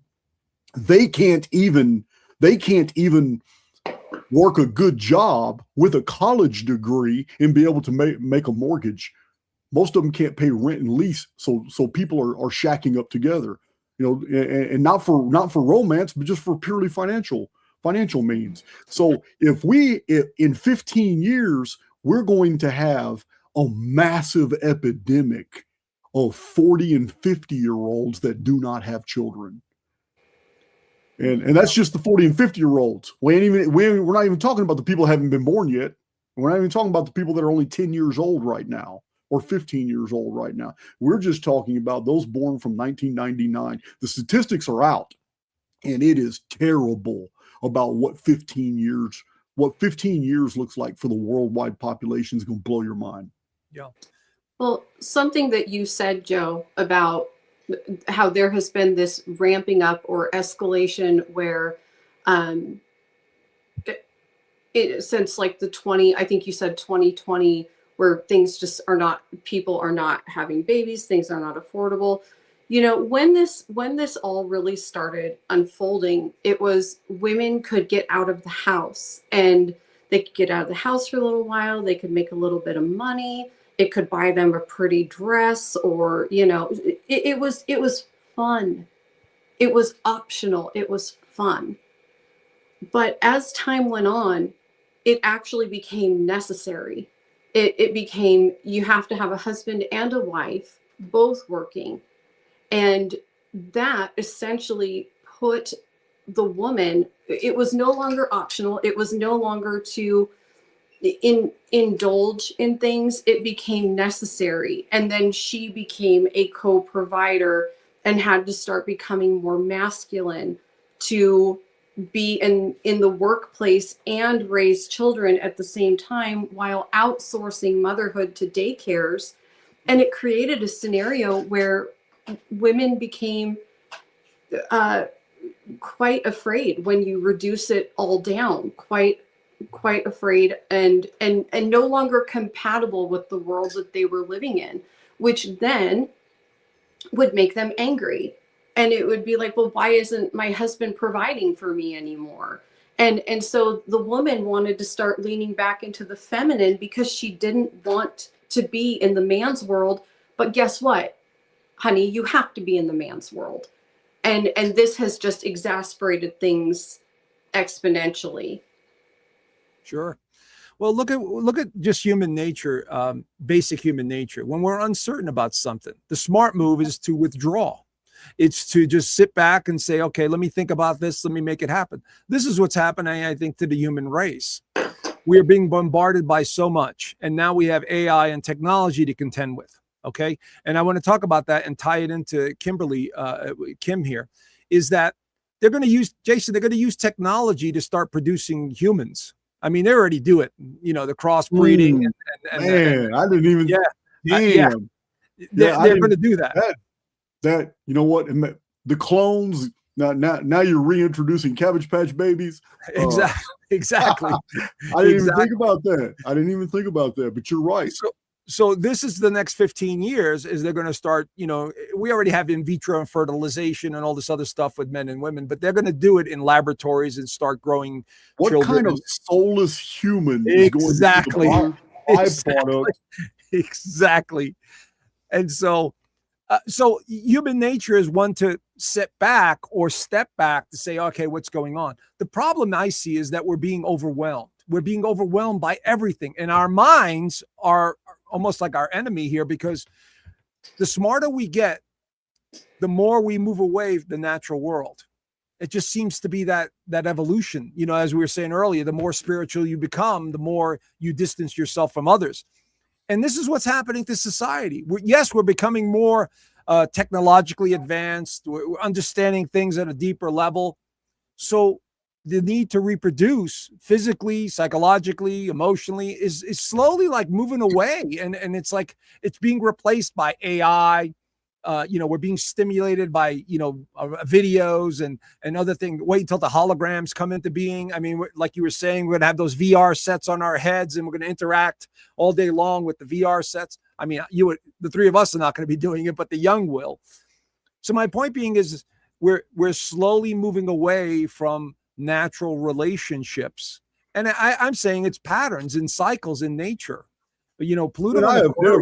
I've got to interrupt you right now because I haven't even got past the part it's like Charlie Brown. Everything you just said was wah, wah, wah, wah, wah, wah, wah, after you said one thing, which was, Joe, it's my own community can vouch for this. It's not a common thing for me to be caught flat-footed. I have never once even contemplated that the world population problem could be assuaged simply by artificial insemination. Why didn't I think about that? Mm-hmm. Cloning. Mm-hmm. And then if you clone, you get to choose the pedigree, the race. You get to choose what memories that you implant. If we have AI at those cloning facilities implanting false memories, yeah, you effed me up with that, man. Sorry. But that's what I see coming, especially after the reset. After the reset, I do believe the technology, or you want to call them advanced beings or humans or whatever, whoever's living on the ground or interdimensionally, will come back to reset things. And well, look, I'm not enamored with you per se. You and I kind of look alike. I saw Kim's thumbnail of ours. I was going, damn, Joe and I kind of look alike. But I'm gonna tell you now, I'm not worried. You know what? I don't care about the men. I just don't. Right. But if I had to say so, Kim would get my vote. If they're going to clone females, I hope Use Kim. Use Kim. Standard of beauty right here. Just use Kim. Right. You, I don't know, man. You Yeah. know what? I don't know. I don't care what the guys look like. Right. Yeah, But just Kim, make me taller, because I'm only 5'1". At least make me 5'8". My goodness. It's all right. When you're on camera, nobody knows how tall you are. exactly. But Whoops, Kim, gigs up. But Kim, I wanted to ask you, because we've had many conversations about these ancient cultures and how it ties back into them influencing the society and male, especially the females with the Sophia symbolism and all these female. Now, I want to ask you this though, because this idea of an androgynous person, being both sexes, that goes way back, doesn't it? And they used to basically worship the hell out of these people that have both sexes. Once you start cloning humans, the sexual organs are no longer necessary in the avatar. Right. They're just not necessary anymore. And that makes sense. God damn, that's scary. That is so scary. It is. It absolutely is. But Kim, could you tell us a little bit about some of these ancient cultures and how they viewed an androgynous person or sexuality and through the mythologies that they incorporated, because it's very important, Yes, it is. And I'll try not to go on like a 45-minute tangent now that I'm done blushing because of Jason. It's like, I knew he was going to embarrass me. So there is this inversion that I have found, not in fact, I wrote it down because I'm like, I'm not going to remember this, which is that we go from how it's almost like there's prototypes, right? So feminists today, you will hear them, and I know I'm dogging on feminists, and I just can't help myself. I'm sorry, guys, but they have an archetype that they follow, and you will see them. They will talk all about like Lilith and Medusa, and they don't actually know the history of these women, especially Lilith, who is basically ancient Jewish midrash.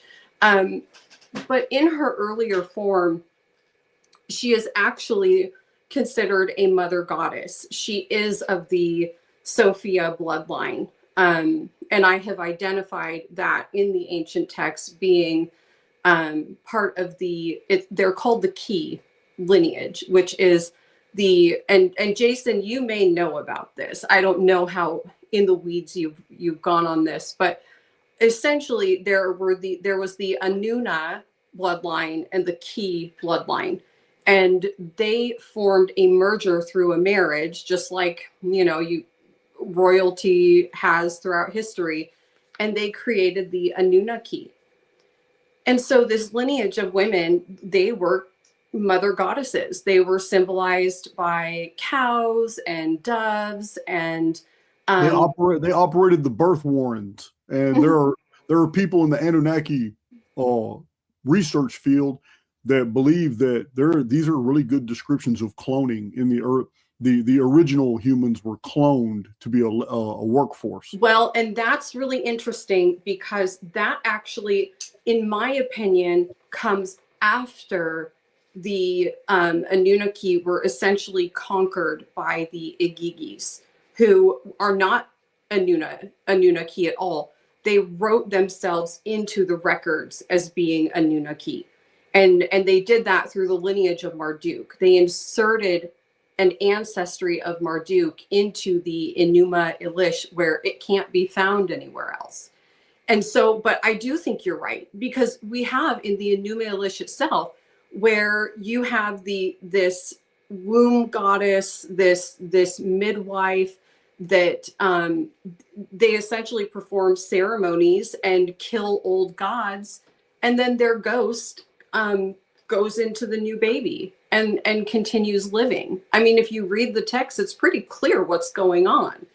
You don't have to take a lot of creative liberties there.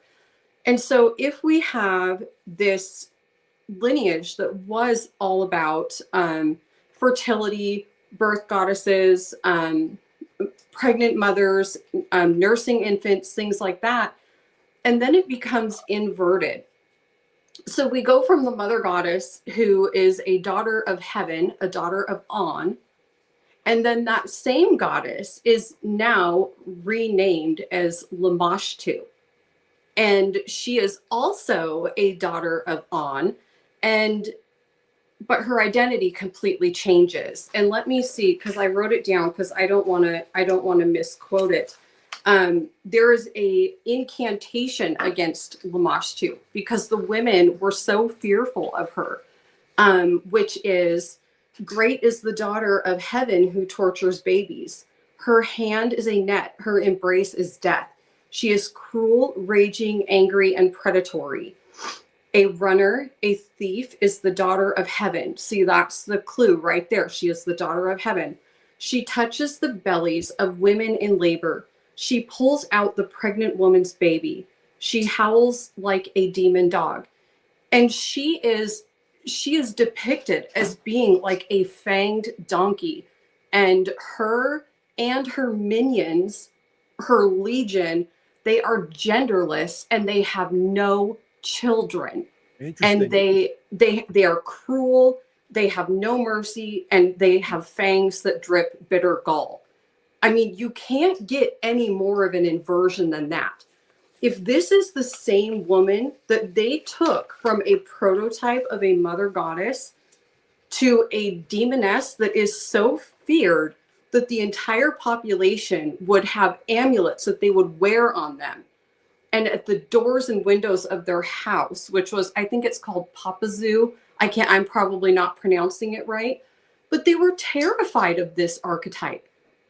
But in modern society, where no one wants to have a gender, no one wants to have a gender role, and they are fleeing from anything feminine because it feels like a threat, this Lamashtu character has become something that they venerate, when it was always an inversion all along. And this is part of this ancient war propaganda that I spoke about in the beginning, which is that women are being steered towards fear responses. And now this is the archetype that they want to emulate because that feels safe to them. There's a parallel in the Native American traditions, especially the Olmec and later Maya, who developed out of the Olmec.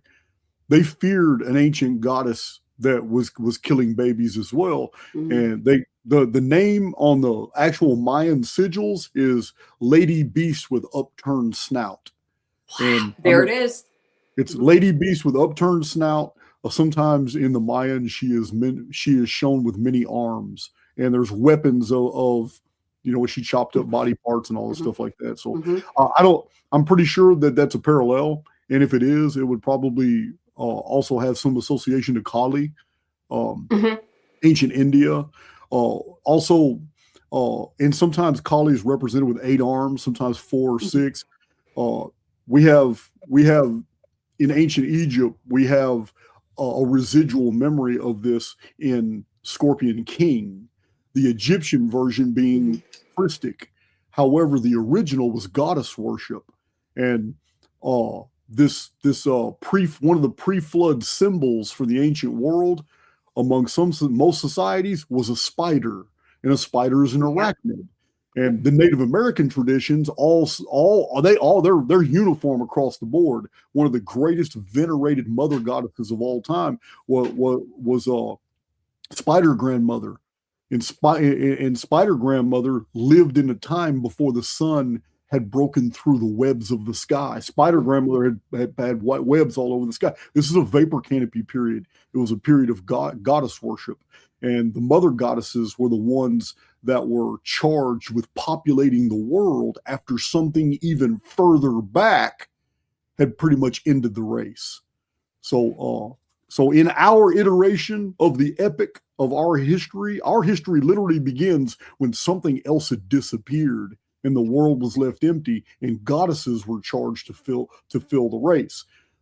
When the goddesses had fulfilled their role, they were treated as refuse. They were basically just thrown away as now the warrior aristocrat society rose up. And because the people just wouldn't let the goddesses be maltreated, this is why the earliest pantheons, you find the residuum of the goddess worship in the fact that the male god still had to take a consort, or the people wouldn't accept their rule. So they got their authority through the female. And this later developed into cultures like the Jews, which you're not Jewish unless you were born through the female line. There's a continuity of, this is what I document in my chronicon. There's a continuity that goes all the way 58, 59, 60 centuries back on this. But this spider grandmother is seen in Scorpion King, which is Scorpion is an arachnid. It's also seen in the fact that the Babylonian and Akkadian versions of the 7 kings of Sumer is not the original. The original is Sumerian, and in the Sumerian, it wasn't 7 kings, it was 8. And the 8th king wasn't even a male. She was called Alu, A-L-U. It is a female determinative, but we don't know much about it. All we know is that there were 7 kings that were male, and they ruled over the five cities of the Pentapolis. I know you're familiar with Bat-Tabira and Larak and Shapar, the city of books. These are the Sumerian kings. But the 7 kings deferred to an earlier ruler who's not called a king, but she's numbered among them. And she is called Alu, and Alu is a female determinative. And we find the exact same thing in the book of Revelation. In the book of Revelation, which a lot of people think is a Christian document, it's not. Nope. It was borrowed from the older Sibylline text, the Greek prophecies, and Christians just rewrote it. But in that text, it literally says that the 7 kings are returning. But then it gives you a riddle, and it tells you the 7 kings, which are of the 8th, and the 8th is one of the 7. It's the return of the goddess. And then they give you the whole goddess imagery. The queen sitting on the scarlet beast with 7 heads. It's all a resurrection of the old. No, it's Revelation 17.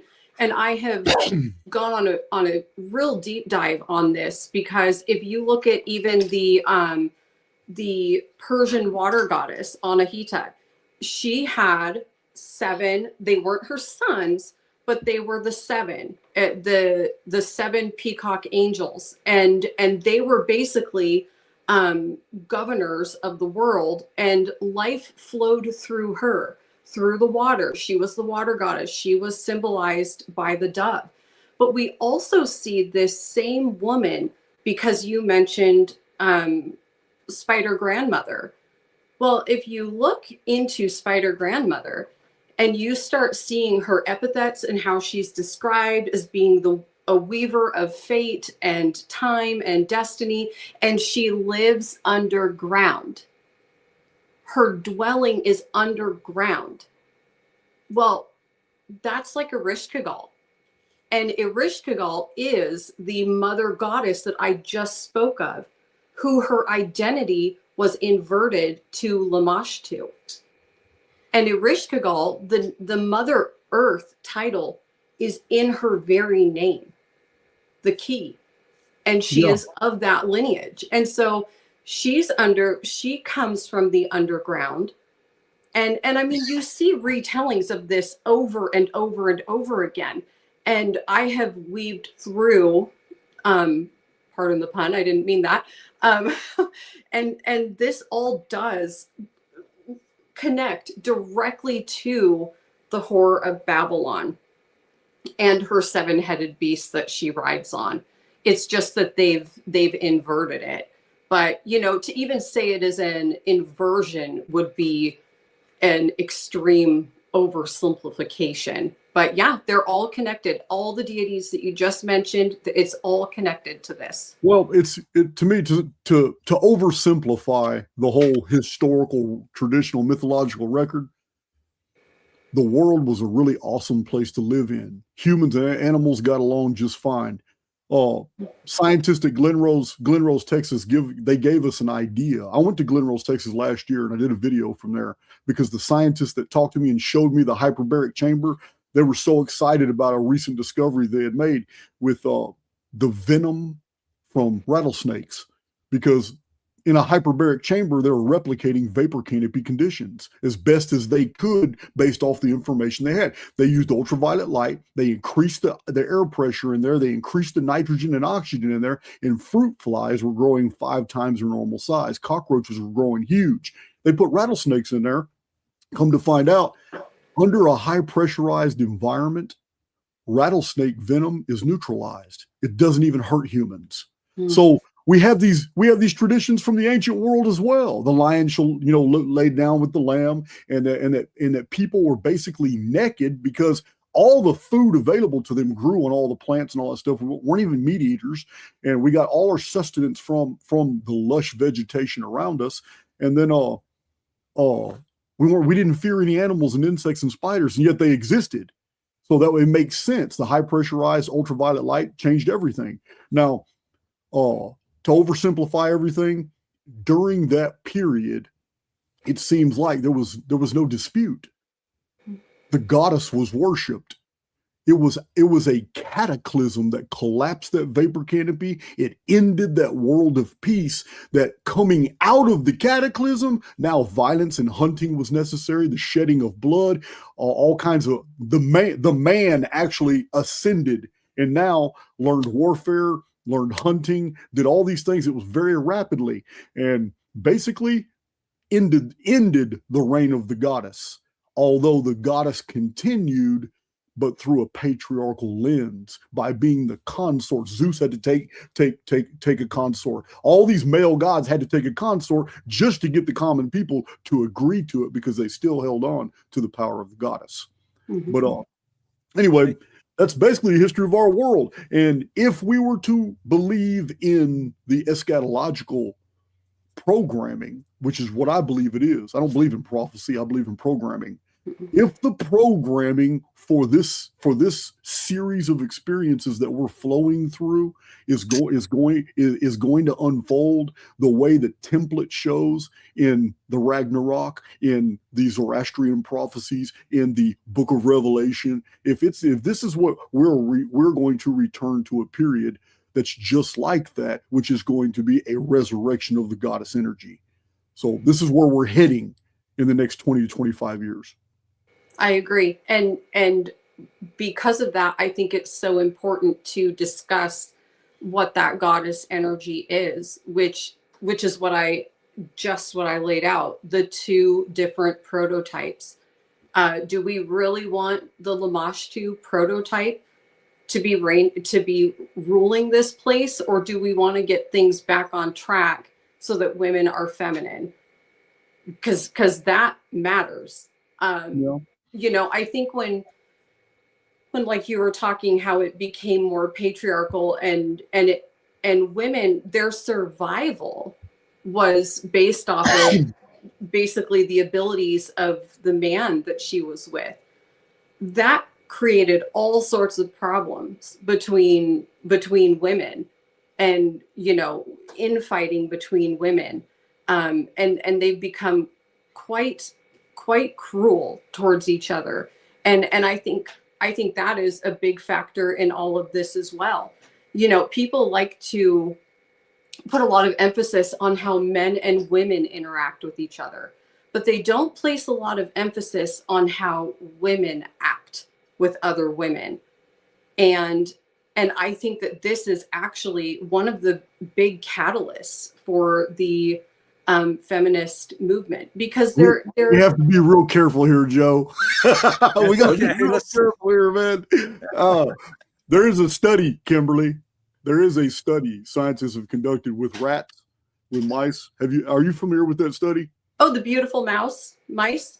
Is it when after a while their social structure collapsed and they began killing each other? I've read that study so many times, and my God, are we just mice or what? Yeah, yeah, pretty much. But I mean, it's true though, and women become very aggressive with one another, and I think it's just, there is part of this that is ingrained in us, because we think of, if we can be attractive and attract men, that us and our children will survive, because that has been kind of programmed into us. But in a decadent society, see, in harder times, there isn't as much time to ruminate on these things as where in more decadent times there are. And so we still have these notions that are kind of hardwired into our heads, but it becomes more of a social war than anything that's actually based in reality, because women don't need men to hunt and build a roof over their head. But women are very nasty to one another. And I do think that a lot of the really nasty women that are quite mean and hostile to men, they're also quite mean and hostile to women. And that's the thing that a lot of men don't see. And how would you?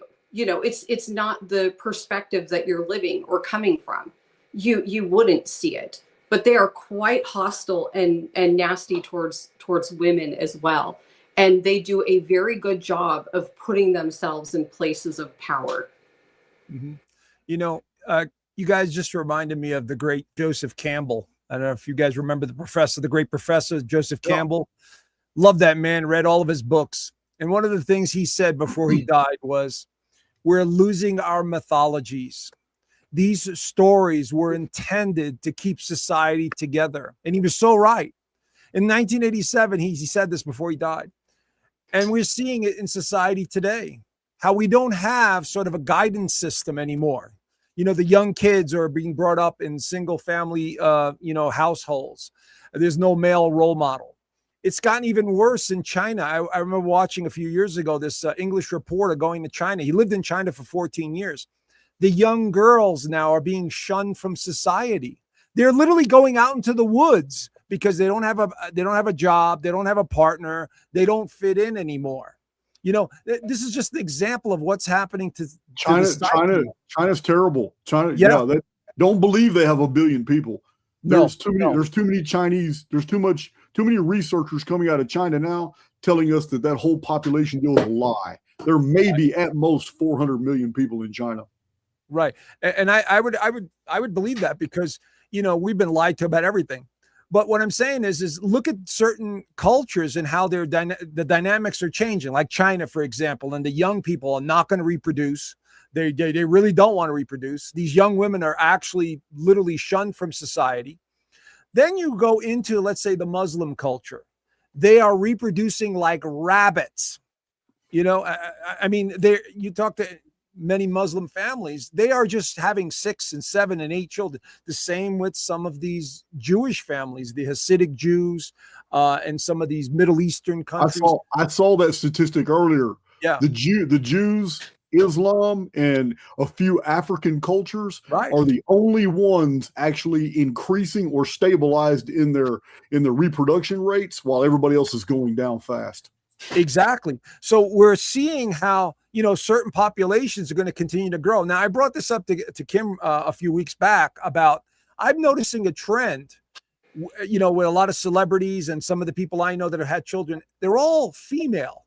They're, you know, like my one guy that I know, he's got 5 girls, you know, and he's a pretty masculine guy. And I'm saying, wait a minute, maybe they're altering the genetics here with whatever they're ingesting or whatever food they're, you know, that they're creating and that they're eating. And maybe, just maybe, these psychopath elite that are building these underground bunkers, right, are going to be mating with a lot of these women that are produced or created now in the next 15, 20 years or so. And I said this to Kim, and you know, it made a lot of sense. It was kind of an epiphany, and I'm just tossing it out there as a possibility that maybe a lot of the children that are being born today are female in nature. I mean, I've noticed that trend. Maybe you have. I don't know if you've noticed it, Jason or Kim. Have you noticed it in your area? But I'm noticing it in celebrities. I'm noticing it, you know, who's actually having children and what genders they are. Not, you know, does that make sense? I mean, I haven't seen if there's more females being born, but I was kind of the opinion that there was always been 2 to 4% more females born every generation than males. Okay. But there always, there is, and I live in a state that is quite quite progressive, so nobody's having babies here. Well, yeah. So Except the people that get to come here from other countries. They're having lots of babies, but that's about it here. So there's I think it was Chase Hughes. I was listening to, I like Chase Hughes, even though I know he's got a background in intelligence. He knows way too much about the intelligence community, but I'm cool with listening to him. Mm-hmm. I believe it was Chase Hughes talking to somebody, and they were talking about population. And the thing that really stood out to me was either Chase or who he was talking to says it really doesn't matter if any one demographic is multiplying rapidly against all the others. It doesn't really even matter, because if there is a true systemic reset that even retards worldwide development for just a few years, that advantage is almost immediately gone. He said every population is only as good as the environment that can sustain it. And if you have a population of hundreds of millions in a small area, that only works because Amazon is delivering packages, because dairy farms are delivering milk, because ranches are delivering beef. That only works. But if there is any interruption whatsoever that lasts for half a year to a year, that population is gone because of what follows. And it was the picture that was very similar to what I've been telling my community for years about William Johnstone's Out of the Ashes series, where he spent 35 books explaining what's going to happen in a total systemic reset, how fast resources disappear, and then I want to get real dark in here, but it's what humans begin doing to each other, and how about 30% of the population unable to access pharmaceuticals, unable, all these people in these hospitals and the population just within 6 weeks, it goes down critically, but it will always stabilize. Every area of the world's population will stabilize to what the land can sustain for that small area, for those people. So if human populations go by geography and what is on that geography available to them, the one area of the world that will see the greatest population loss is the Middle East. Nothing grows there. Interesting. Even with technology, Jason, because technology is going to advance at a rapid rate in the next 10, 15 years, I mean, everything from producing water out of thin air, which we already have, growing food. I think that's the one component that is the wild card in all of this change to humanity, in relationships. Like I said earlier, producing children in test tubes and all that crap, which I'm not for. Yeah. But that's the wild card that I see from an astrological standpoint, from a visionary standpoint, is we're going to see a lot of changes to society. Yes, there's going to be a lot of collapse in certain regions and so on. Reproducing children and relationships, that's going to be very interesting, because what I do see and I advocate is smaller communities, moving away from the bigger cities, going into smaller towns, getting to know people, and then from there, starting to develop smaller, tight-knit communities. I see that all over the world happening, especially in the United States. I do too. And I can see it happening super fast. Yep. If there's ever a disruption in the supply chain, and those of us that are not in the inner cities get news reports about the horrors that happen for about 4 to 6 weeks inside the big cities. Those of us on the outside will start building our communities fast out here. Yeah. Because there's too many people in the world for a supply chain not to critically, I don't want to get into the detail. It's not for this video, but it can happen very, very, very rapidly. Yeah. Well, in exiting a advanced society, a decadent society would certainly start course correcting things very quickly. Yeah. See, we've laid infrastructure down for the last 35, 40 years in the United States that is a joke. It's an absolute joke. I have traveled extensively from Texas, well, all over the United States now, really, but from Texas back and forth to California multiple times in the past 8 years. And the landscape is packed full on all the sides of the state highways. Everywhere are fields of solar panels or the wind turbines. Oh yeah, for the deal. They're everywhere, and yet they suck. They absolutely suck as an energy source. Both of them do. It's the companies that are installing them are the ones making great money off the taxpayers, but their individual utility is terrible. One hailstorm knocks a whole field of solar panels out, and those wind turbines are awful. They almost take as much fuel to run them as they do generate electricity. It's crazy. I always thought they were creepy. Every time I drive by them, you know, those tall windmills, I just thought it was like the creepiest looking thing. They are creepy, man. There's a lot going on underground too. They have to do a lot underground before they even install those things. And you see 50% of them don't even turn anymore. They're a scam. They're a huge scam. Exactly. It's crazy. Exactly. So, I mean, as far as relationships go, you know, humanity's at a crossroads, because I do believe we have free will. And even though things are laid out in front of us, we have choices to make.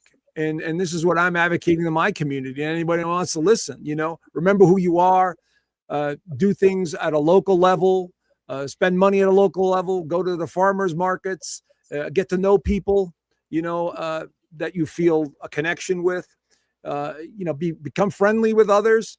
But there has to be the need. The problem right now is that psychologically, there's a lot of uncertainty in the world, you know, especially in our country here.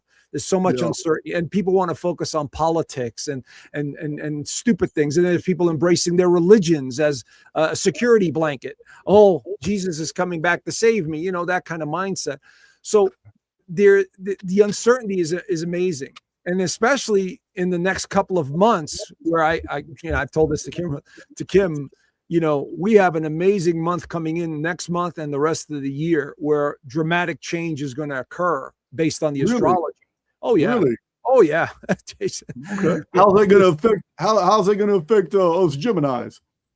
Well, Uranus is in Gemini. And I said this to Kim. Uranus in Gemini in the next 7 years will change your perception of yourself and the world, like it did myself.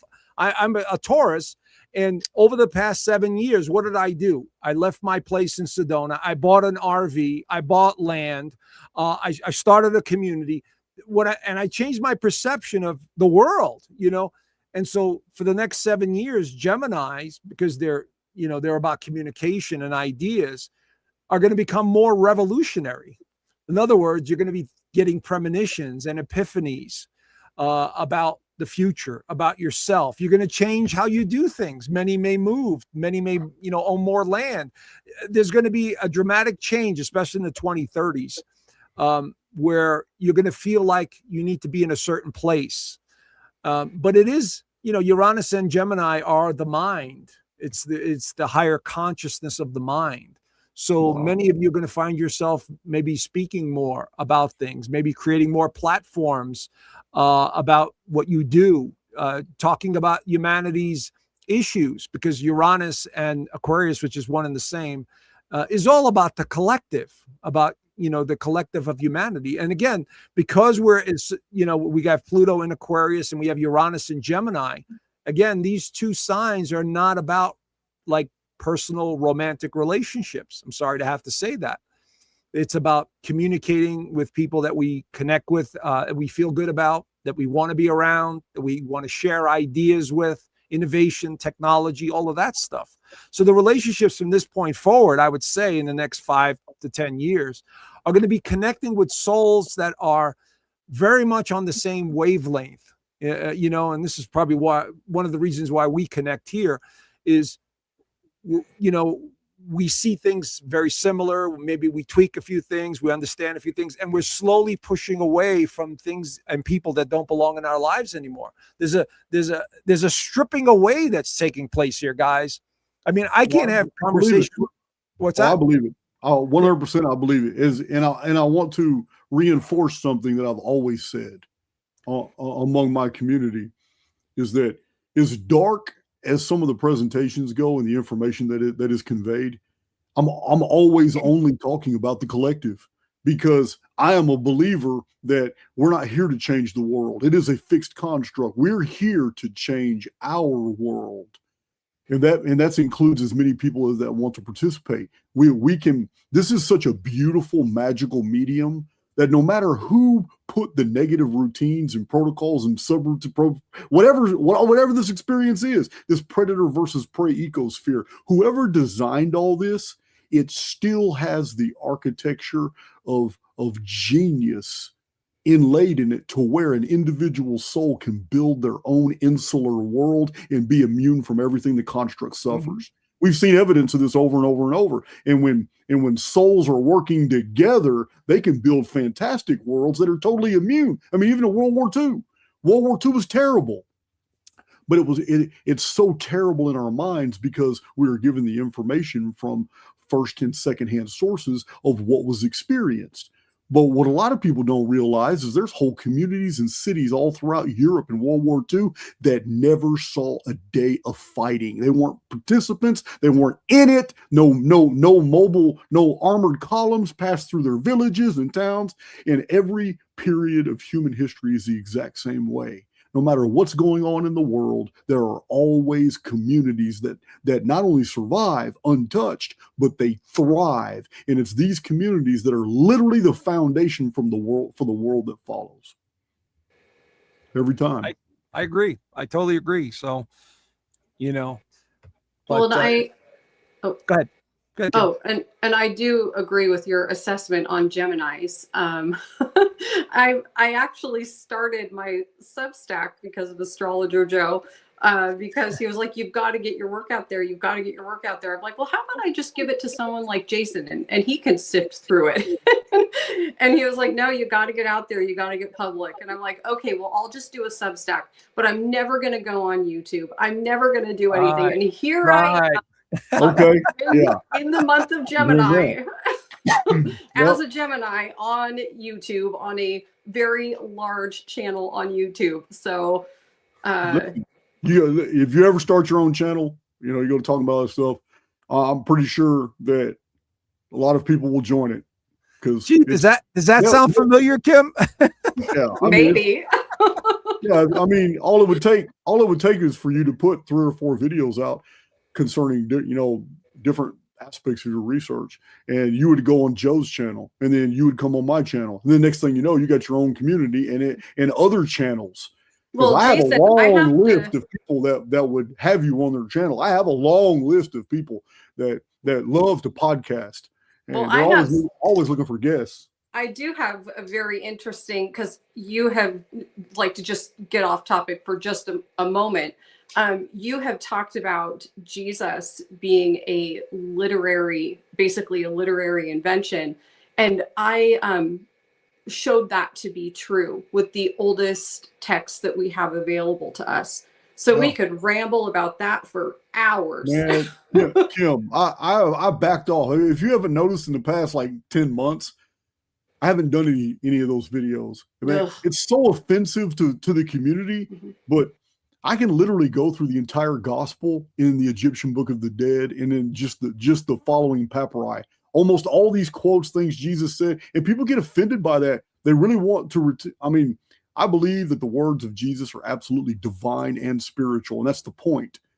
But it was literary; it was never literal. Yeah. And people just get offended. People on X talk bad to me when I start talking about Jesus. Like, man, you know what? I'm just gonna leave it alone for a while. Well, if you think about it, he really is. It's the truth wrapped in riddles and lies, which brings us directly back to what we're talking about today. If we are all waiting for our choice of savior to come back, we're not going to try to get our relations back on track. We will not be solutions oriented as a people if we are waiting for saviors. We need to save ourselves. And I believe that we can. I don't think it's that difficult. I think it would be so easy to get things back on track. And I think that is the most painful part about it. And guess what? If I'm wrong and Jesus is real and he's going to come back and they're all going to come in the clouds and all that crap, well, we've been really good at solving a problem until they do. So Kim, it's a win-win. Kim, do you mean Trump's not going to save us all? Trump's No. not going to do it? Some people want God. some people want localized deities, some people want deities in the sky, and I'm just sitting here saying, let's be rational and let's try to solve our own problems, because we can do this. You got your first vote right there to start a channel. You got your first vote. See? I don't know if I, on my own channel, without a buffer of these two amazing men that I've grown to love, I don't know if that would be a good idea, but I get sassy. Kim, you'll be fine. One of the things that I getting to know Kim over the months here is when she started talking about these ancient cultures, I said, my God, she's got something unique here. She understands the Sumerian, the Babylonians, the history. And I said, what a great way to put this out here, coming from a female perspective. We already have Jason and Kimberly here putting out this information, because let's face it. And I said, they're scrubbing the internet of any real information. The AI, once the AI goes stronger and, there's more of it, it's going to scrub the internet of any truth.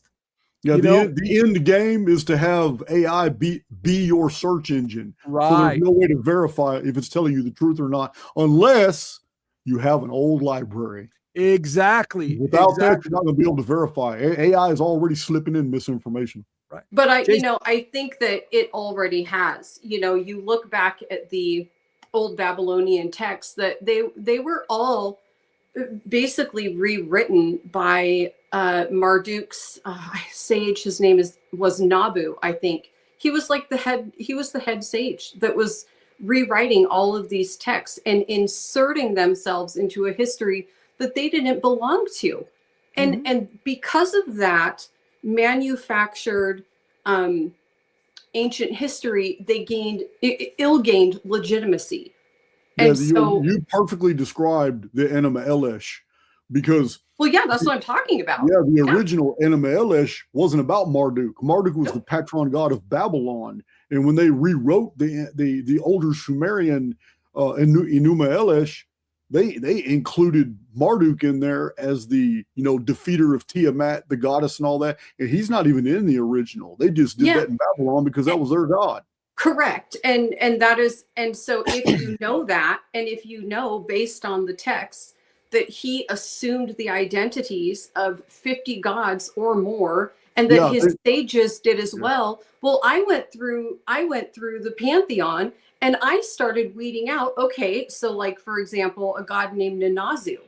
I can see exactly when they assumed his identity and how his attributes changed. So here we have a god that is obscure, that no one really knows about, that was a chthonic or underworld god and a healer. And then he goes to being a war god that is inflicting plagues on humanity, like a complete photo negative of one another.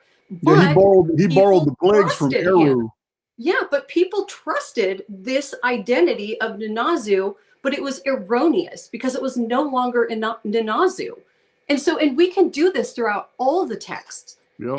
And if we can do this, there is a reason why. And the reason why is because they have built all these cyclical playbooks, like what we're talking about today. It's all playbooks, and the root of it is ancient. And I believe that if we can get to the root of it, that fine nexus of it all, we can start reverse engineering it and saying, yeah, we're not going to believe these lies anymore. But it means we have to let go of these emotional attachments to the Savior, that Savior archetype, because the Savior has been twisted into these different deities. I totally agree as well.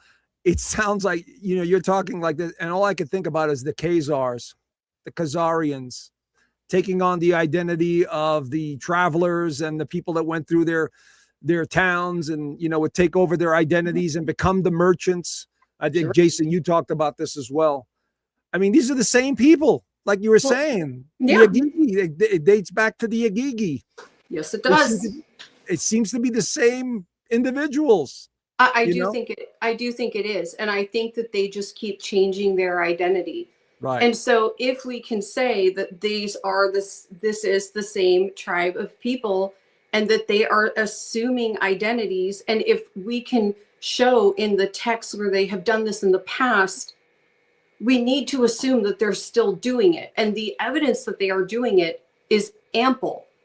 I mean, they did it in World War II as well. Well, you need all one would have to do is go look at my late last night. I was bored. I'd been getting a bunch of work done, and I told you the story earlier how I was in a stupor, and then I came out of it. I came out of it around 7 p.m. and for 3 hours, I just went off. I got more done in 3 hours than I have in the past 3 days before that, and it was amazing. But I wanted to celebrate. I'm like, man, I feel great now. So I went to a bar last night, and I'm drinking Woodford Reserve, just enjoying my own little bubble. I'm not talking to anybody. I'm not with anybody. I'm just at the bar, enjoying the scenery, doing stuff. And I pull my phone out, and I start bourbon scrolling on X.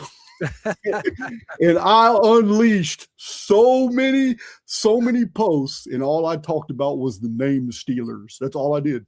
The same people we're talking about now. That's all I did. I woke up this morning before this video. I opened up my X account, and I'm locked out of it. I've got to verify my identity to get back in. They wanted to make sure I'm the one that actually said all that shit. So I had to go through all the verification process. But if you go on my X feed right now, you'll see everything I posted last night at the bar. I didn't lie about anything. I told the absolute truth. I may have told a little bit too much truth because they locked me out of my account until I verified my identity.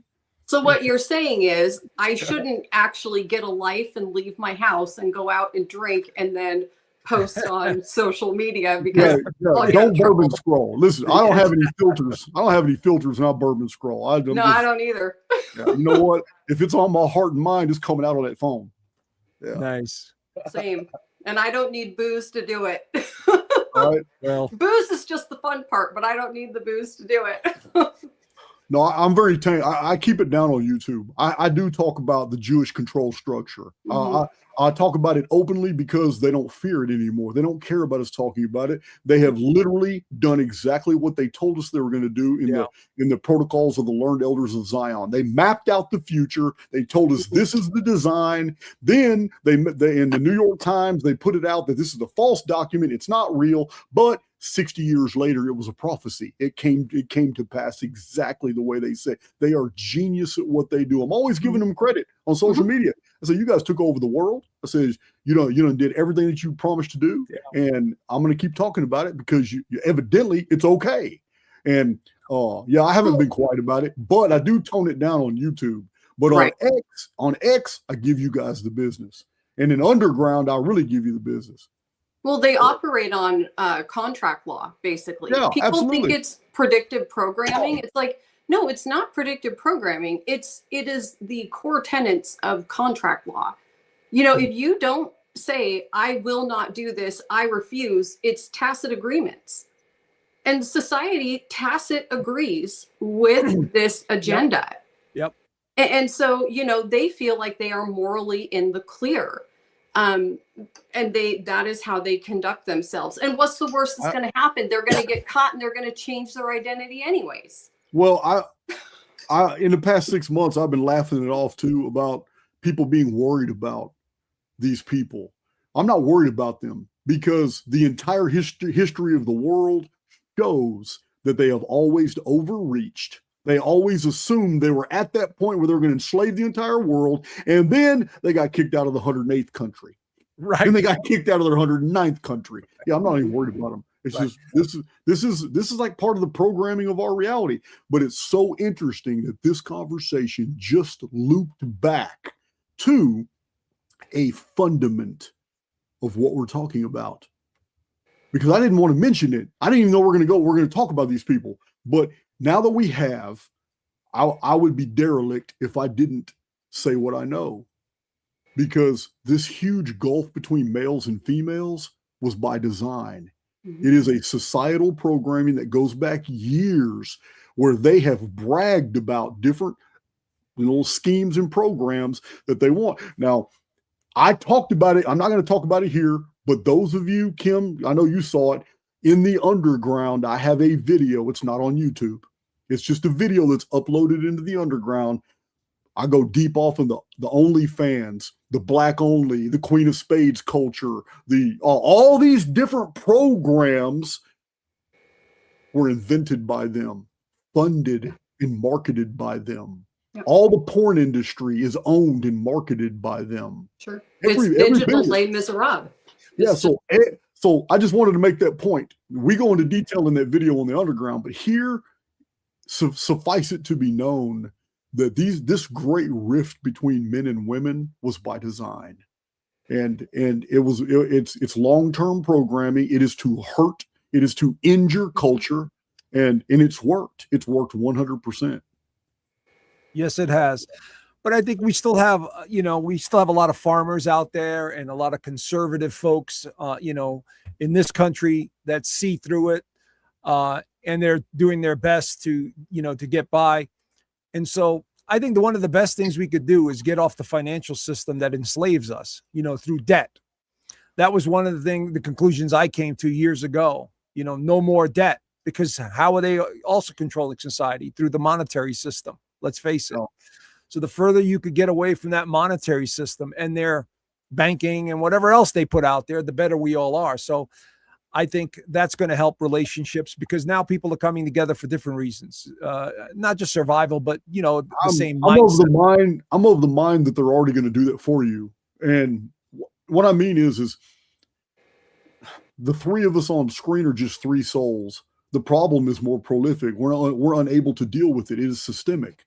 Everybody in the chat, if everybody in the chat and the three of us put our resources together, we couldn't knock a dent in the system. The system is too pervasive. It's too powerful. But I think these things are going to be solved for us, because our controllers, the controllers of society, they already know where we're heading. They already know that everybody under 30 years old pretty much represents a generation that's childless. You understand? Children are extreme minority in this generation. Also, they almost have no incomes. Most of them are still living in some way off of family income, or living with family. It's terrible. So I don't think it's going to continue. I think they're going to offer something like Elon Musk has mentioned many times, the basic income, but except Elon's version is high basic income. And it's because AI is going to be of utility to the point where it's going to be doing so many jobs that people are going to be living a hobby type lifestyle, because nothing you do is really going to contribute to society. Everything else is already taken care of. So this is where we're moving, almost a soulless. It's almost a soulless type society, because if you don't really take pride in what you do, then what you're doing is going to just become more detrimental to society itself. It's all right. So that's where I think we're heading. I don't think there's anything you and I can do about this. I think we can build our world, and we can thrive in our own little bubbles and worlds, but we're not going to change the world. I think they already have these changes at play, because this is why this past 5-6 years has gone this way.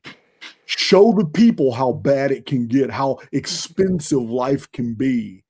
Show how lonely they can get in a world full of people.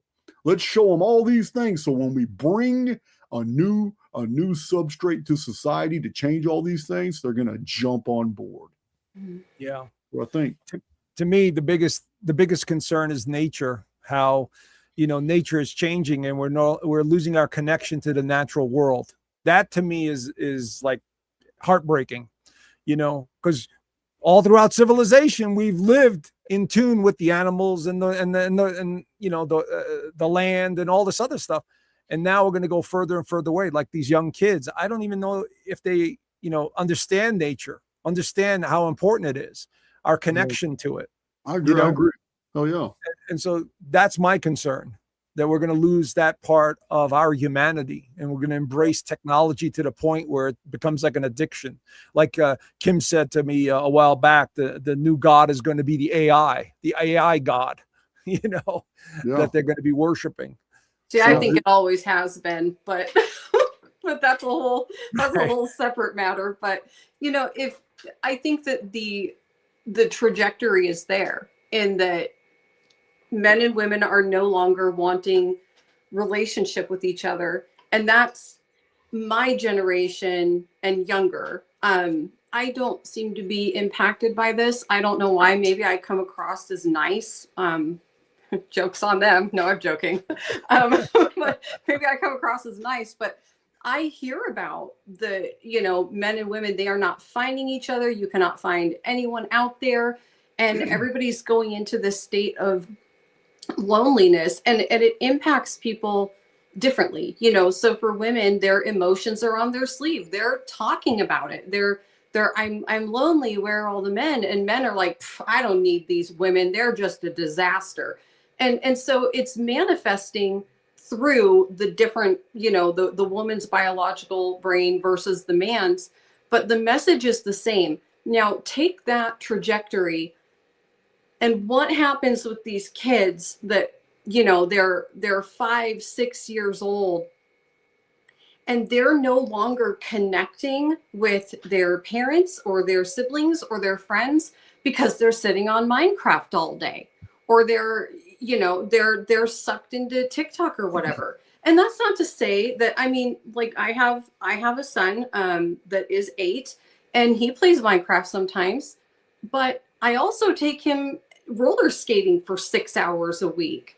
I'm also giving him all these opportunities to connect with other kids and to have relationships. But a lot of kids, that isn't happening because people are so overwhelmed. It's escapism. And so, we're at a point in our generations where men and women are not interacting, but women and men are still interacting with each other. The trajectory is, if we have gotten acclimated to that, the next generations to follow will be completely isolated and they won't be interacting with anyone. I agree. Yeah. I agree. I want to comment. I took his comment off the screen because we went in another direction. But I'll just comment that what he's saying is absolutely true. Despite what I had just said, what I expect to happen, he's literally telling the truth that the high basic income, the high income that not Tesla, but Elon Musk is talking about isn't going to happen. I'm going to agree with him in the present context. Where I'm going to disagree with that statement is universal high income is very possible if the population is significantly reduced. Mm-hmm. So what's not true now could very well be true 15 years from now. Sure, absolutely. Mm-hmm. Well, I just advocate get back to the natural world as much as possible. However you can, and I'm living that right now. Because I was brought up in a major city, and all I knew was concrete. The concrete jungle. And as I've gotten older, that's all I want is nature. Give me a nice. Where do you live, Joe? Where are you at? I'm in northern Arizona. Oh, I love Arizona. New Mexico and Arizona to me has always been magical. I love that open landscape with mountains, and the only forests are on the alpine regions, on top of the mountains. Well, if you ever make your way through here, I'll take you through some of these parts. But I need to, because I do pass through, because when I go to California, I'm always going in the van. I'm always passing through Arizona and New Mexico. But this is northern Arizona, which is totally different. Like Sholo, Flagstaff, Alpine, these regions all have high mountains, 7,000, 8,000 feet. And they're small, but still beautiful. And I'm not that far away from one. Right down the road here, there's a 7,000 foot elevation with a lake. And by the way, I'm taking my kayak out sometime in the next couple of weeks to get back out on there. My point being is I enjoy nature because it gives me a sense of centering myself, and that's what I advocate to anybody. The more you are in tune with nature within yourself, you basically start to see and sense things. You start to align with everything as opposed to overthinking everything, because it's easy to do these days, just overthink about everything. So as far as relationships go, we know, I've always known when I got married and I had several serious girlfriends. I've always known. I just, when I met that one person, I just knew there was something about that individual that I needed to connect with. There's a knowing that happens when we meet the people that we need to be around, whether it's romantic, friendship, whatever. And so we have to learn to trust that spidey sense that we all have. So, Awesome. but I'm gonna interrupt real quick. Yeah, I'm gonna leave you to it. I'll be back in a minute. But 3 cups of coffee is happening. Happening. That's okay. I totally understand. But Kim, I think from this point forward, your information, the information that you put out on Substack is very valuable, and I think everyone should check it out. You want to tell people your Substack name there? Yes. So on Substack, I am Morrigan and the Muted Crown, where it is basically a reference for the parts of our history that were muted. And, I find that my biggest frustration when people are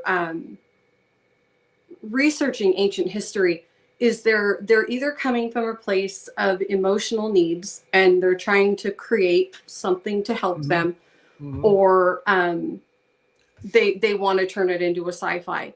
And I'm like, give me the facts, just the facts. I do try to weave it together in a way that is readable. I don't know if I achieve that, but I do my very best. And when I do, because I do provide analysis on the materials that I cover, but when I am providing analysis, it's clearly labeled as such. And I try to, within my methodologies, I try to make it about, we can observe a lot through these ancient texts through the lens of a woman as well, because we pick up on emotional clues and dynamics between parties in a way that men don't always do, and which is fine, because that's this is a feminine approach to it. So I try to take that angle. I try to show my sources. I try to say, if this is my analysis, this is where the information that I'm getting it comes from, and I dissect things from trying to situate these goddesses that have been taken out of our history and putting them back in the proper context, trying to show like where I'm finding the earliest versions of the Jesus figures, the inversions that occur in our world today. It's a lot. It's a lot of reading. My articles, it can take a good 20 minutes to read. It's not for everyone, but I put 100% of what I have into it because, like I said in the beginning, I feel like I was born with this guiding star, this due north. Like, I knew that something about our reality was wrong. And I didn't have the sophistication in my thinking when I was a child to know what it was. But I've just kind of always been on this path. And so that's what my Substack is about. Yeah, no, your writing is fantastic. I enjoy reading them. It's just great information and it's very valuable. Like I said earlier, the information you put out really just connects the dots to the past, which we're slowly losing. So it's so important. Yeah, I would check it out, friends, if you get a chance. Morrigan and the Muted Crown. She does a great job there of putting pieces together that really are easy to read, but very, very complex in the topic. And also to add to that, I should specify that I am self-taught. I am not any kind of credentialed historian, but I always try to be as faithful and true as I can to the text. And I am being, and I've said this to you before, Joe, being wrong is the most exciting thing that can happen to me. if I'm researching and I think that I've got something figured out, and then I come into contact with new information that throws a wrench in it, that's the coolest thing that can happen to me in a day, is because then I'm that much closer. Yeah, I was wrong. Yeah, I'm going to have to readdress some things, but now I'm even closer. And so, yeah, I just put it out there as it comes. Yeah. You have to protect yourself too, Kim. Let me explain. Someone's podcast, the presentation they do live is never equal to their published material. Mm-hmm. So you're going to come across this a lot when you're criticized by the public. Yeah, this has happened to me many times. If I'm doing a 3.5-hour dissertation straight out of my head, I'm going to make mistakes about what a certain text say. I may misquote it. It could have been Aristophanes and not Eratosthenes. You understand? I do, yes. When you're doing this, but when you look in the published books with the bibliographies, all the facts are laid out just fine. But your critics won't do that. What they'll do, what they do with me, is they'll isolate a clip from one of my videos where I'm in freestyle mode. You know what I mean? This is not my research. This is my conveyance. But this is what they attach to. That's why I hardly ever pay attention to any of this, but they do. You understand that it's a real big deal for them to catch you to misstep. So you just can't let it affect you. That's why I'm really good at deflecting that shit away from me. I just don't care, because in one of my presentations I may drop 100 different historical texts. I may cite 20 different authors, and because it's a verbal conveyance, you're going to get things wrong every once in a while. So if you start doing a YouTube channel, that type of criticism should be ignored. Yeah, it should be ignored. If they're not willing to read your published material and critique it, they should never say about what you misstep in I'm pretty sure you've done the same thing. It's happened to you too. Oh, Joe. Yeah. Oh my God. I tell Kim how many comments I got to remove because they're so stupid. Yeah. You know?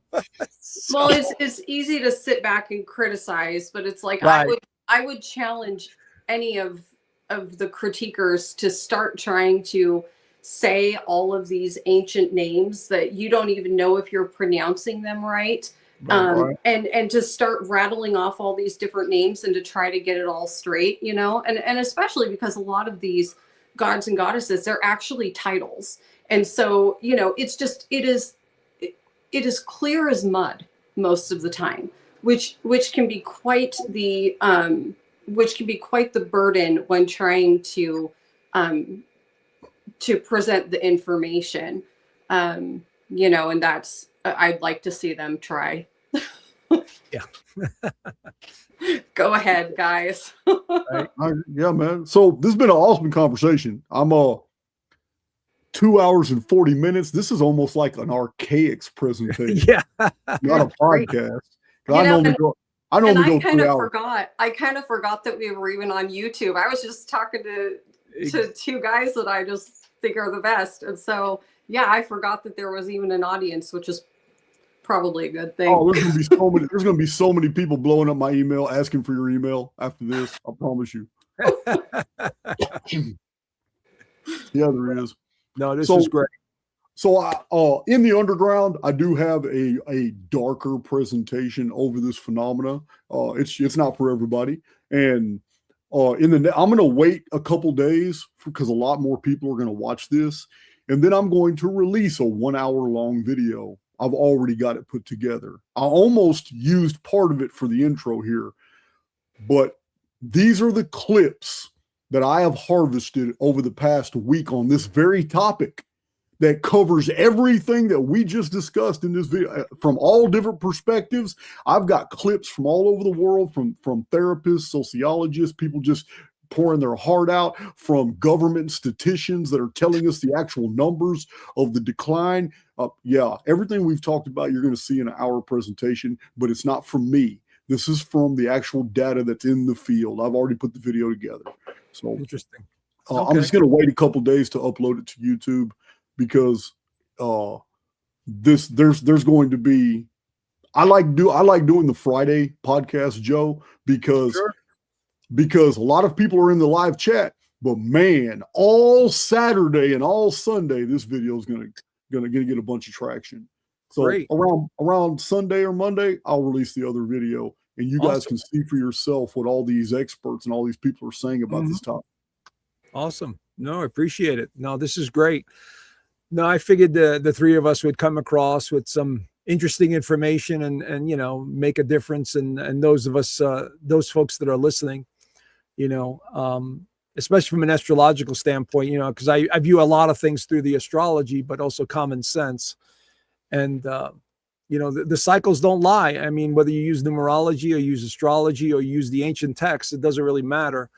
It's all going to point you in a certain direction. And then it's up to the individual to do it, you know, what they want with it. So, but no, this was great. I enjoyed this very much. Thank you. You know, appreciate it. Yeah, it was fun. Oh, I think you've been a guest like 3 times over the past 3.5 years or so. We need to go ahead and schedule a time next month or so for me to come on your channel. Okay. Sounds good. I think my members would love having you. I mean, I've mentioned you so many times. So they know who you are. It's been, matter of fact, it's been a while since I've done any type of like socio-political program. Just talked about the events going on in the field. I haven't done that in a while. Okay. Yeah, absolutely. So going to be interesting. All right, Kim, you got any last final words? You want, hey, would you, yeah, I just got to say it. Would you like to strike a pose since you showed up looking like a supermodel? No. Listen, I'm actually should be writing a Substack about it being embarrassed now. I will. Well, you know what? I knew coming on here, I'm like, he's going to give me shit. He's going to, I know he is. He's not going to be able to help it. But I'm always kind of extra. You know, I love being a woman. I love doing my hair and makeup. And, you know, I hear you talk about like the vapor canopy and we won't be able to wear high heels and look nice. And I'm like, ugh, I don't want to do that. Yeah. So I'm just living it up. I'm living it up being a woman while I'm still have any semblance of attractiveness because I'm old. All right. You're not old. You're the youngest one here. Yeah. Exactly. Yeah. So I think that's it for me. I've run my mouth quite enough. Awesome. This is great. All right. So Kim, my moderators have been putting Kim's Substack in the chat. Most of all of you know Astrologer Joe. After the show, I will put both of those links in the description box and in the pinned comment. So that about sums it up. That about sums it up. All right. Well, thank you guys. It was a great time being here with you both. I enjoyed it as well. Thank you, Jason and Kimberly. Fantastic. All right. I will talk to you guys later. I'm going to get y'all backstage, and I'll always have an outro song I'm going to play. I just haven't chosen which one it is yet. I think it's going to be inspirational this time. Well, I'll hear you guys later. All right. Bye. All right. So let's go ahead and get our outro song together. And 2 days from now, I will most certainly upload that other video for you guys. It's very informative. But that was a great chat. Absolutely great chat. I'm glad we didn't go dark. Let's see here. Live video clips. Yeah, man. It's been a while.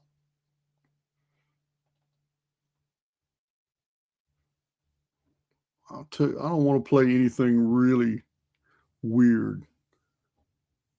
All right, guys. Much love to you.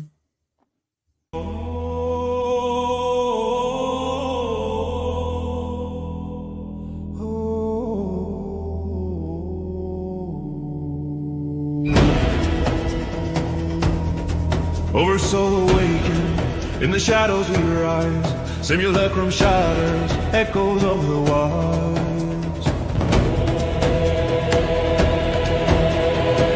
We pass through the construct, veils of false light, matrices crumbling in eternal night. Illusions dissolve, codes we unwind, passing through the construct, leaving chains behind.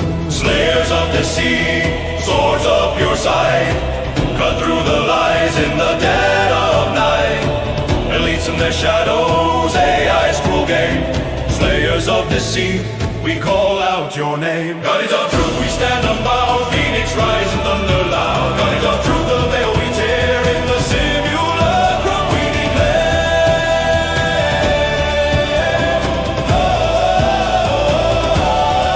Break free or die trying, cycles we defy. Reincarnate no more under false sky. Hologram prisons, we shatter the dome. Break free or die trying, calling spirit home. Armor of the oversoul, shield of immortal fire.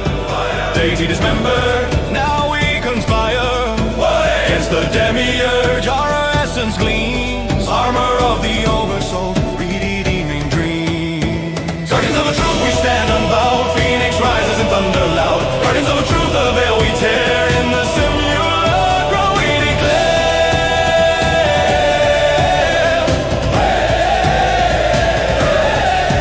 We tread carefully in the dark, whispers of the void. Apocalypse is looming, timelines destroyed.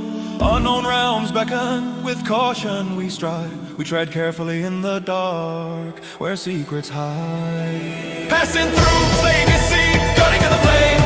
Break free, eternal in Oversoul's name. Armored and wary, in darkness we thrive. Archaics awaken, forever alive. Guardians of truth, we rise. We rise.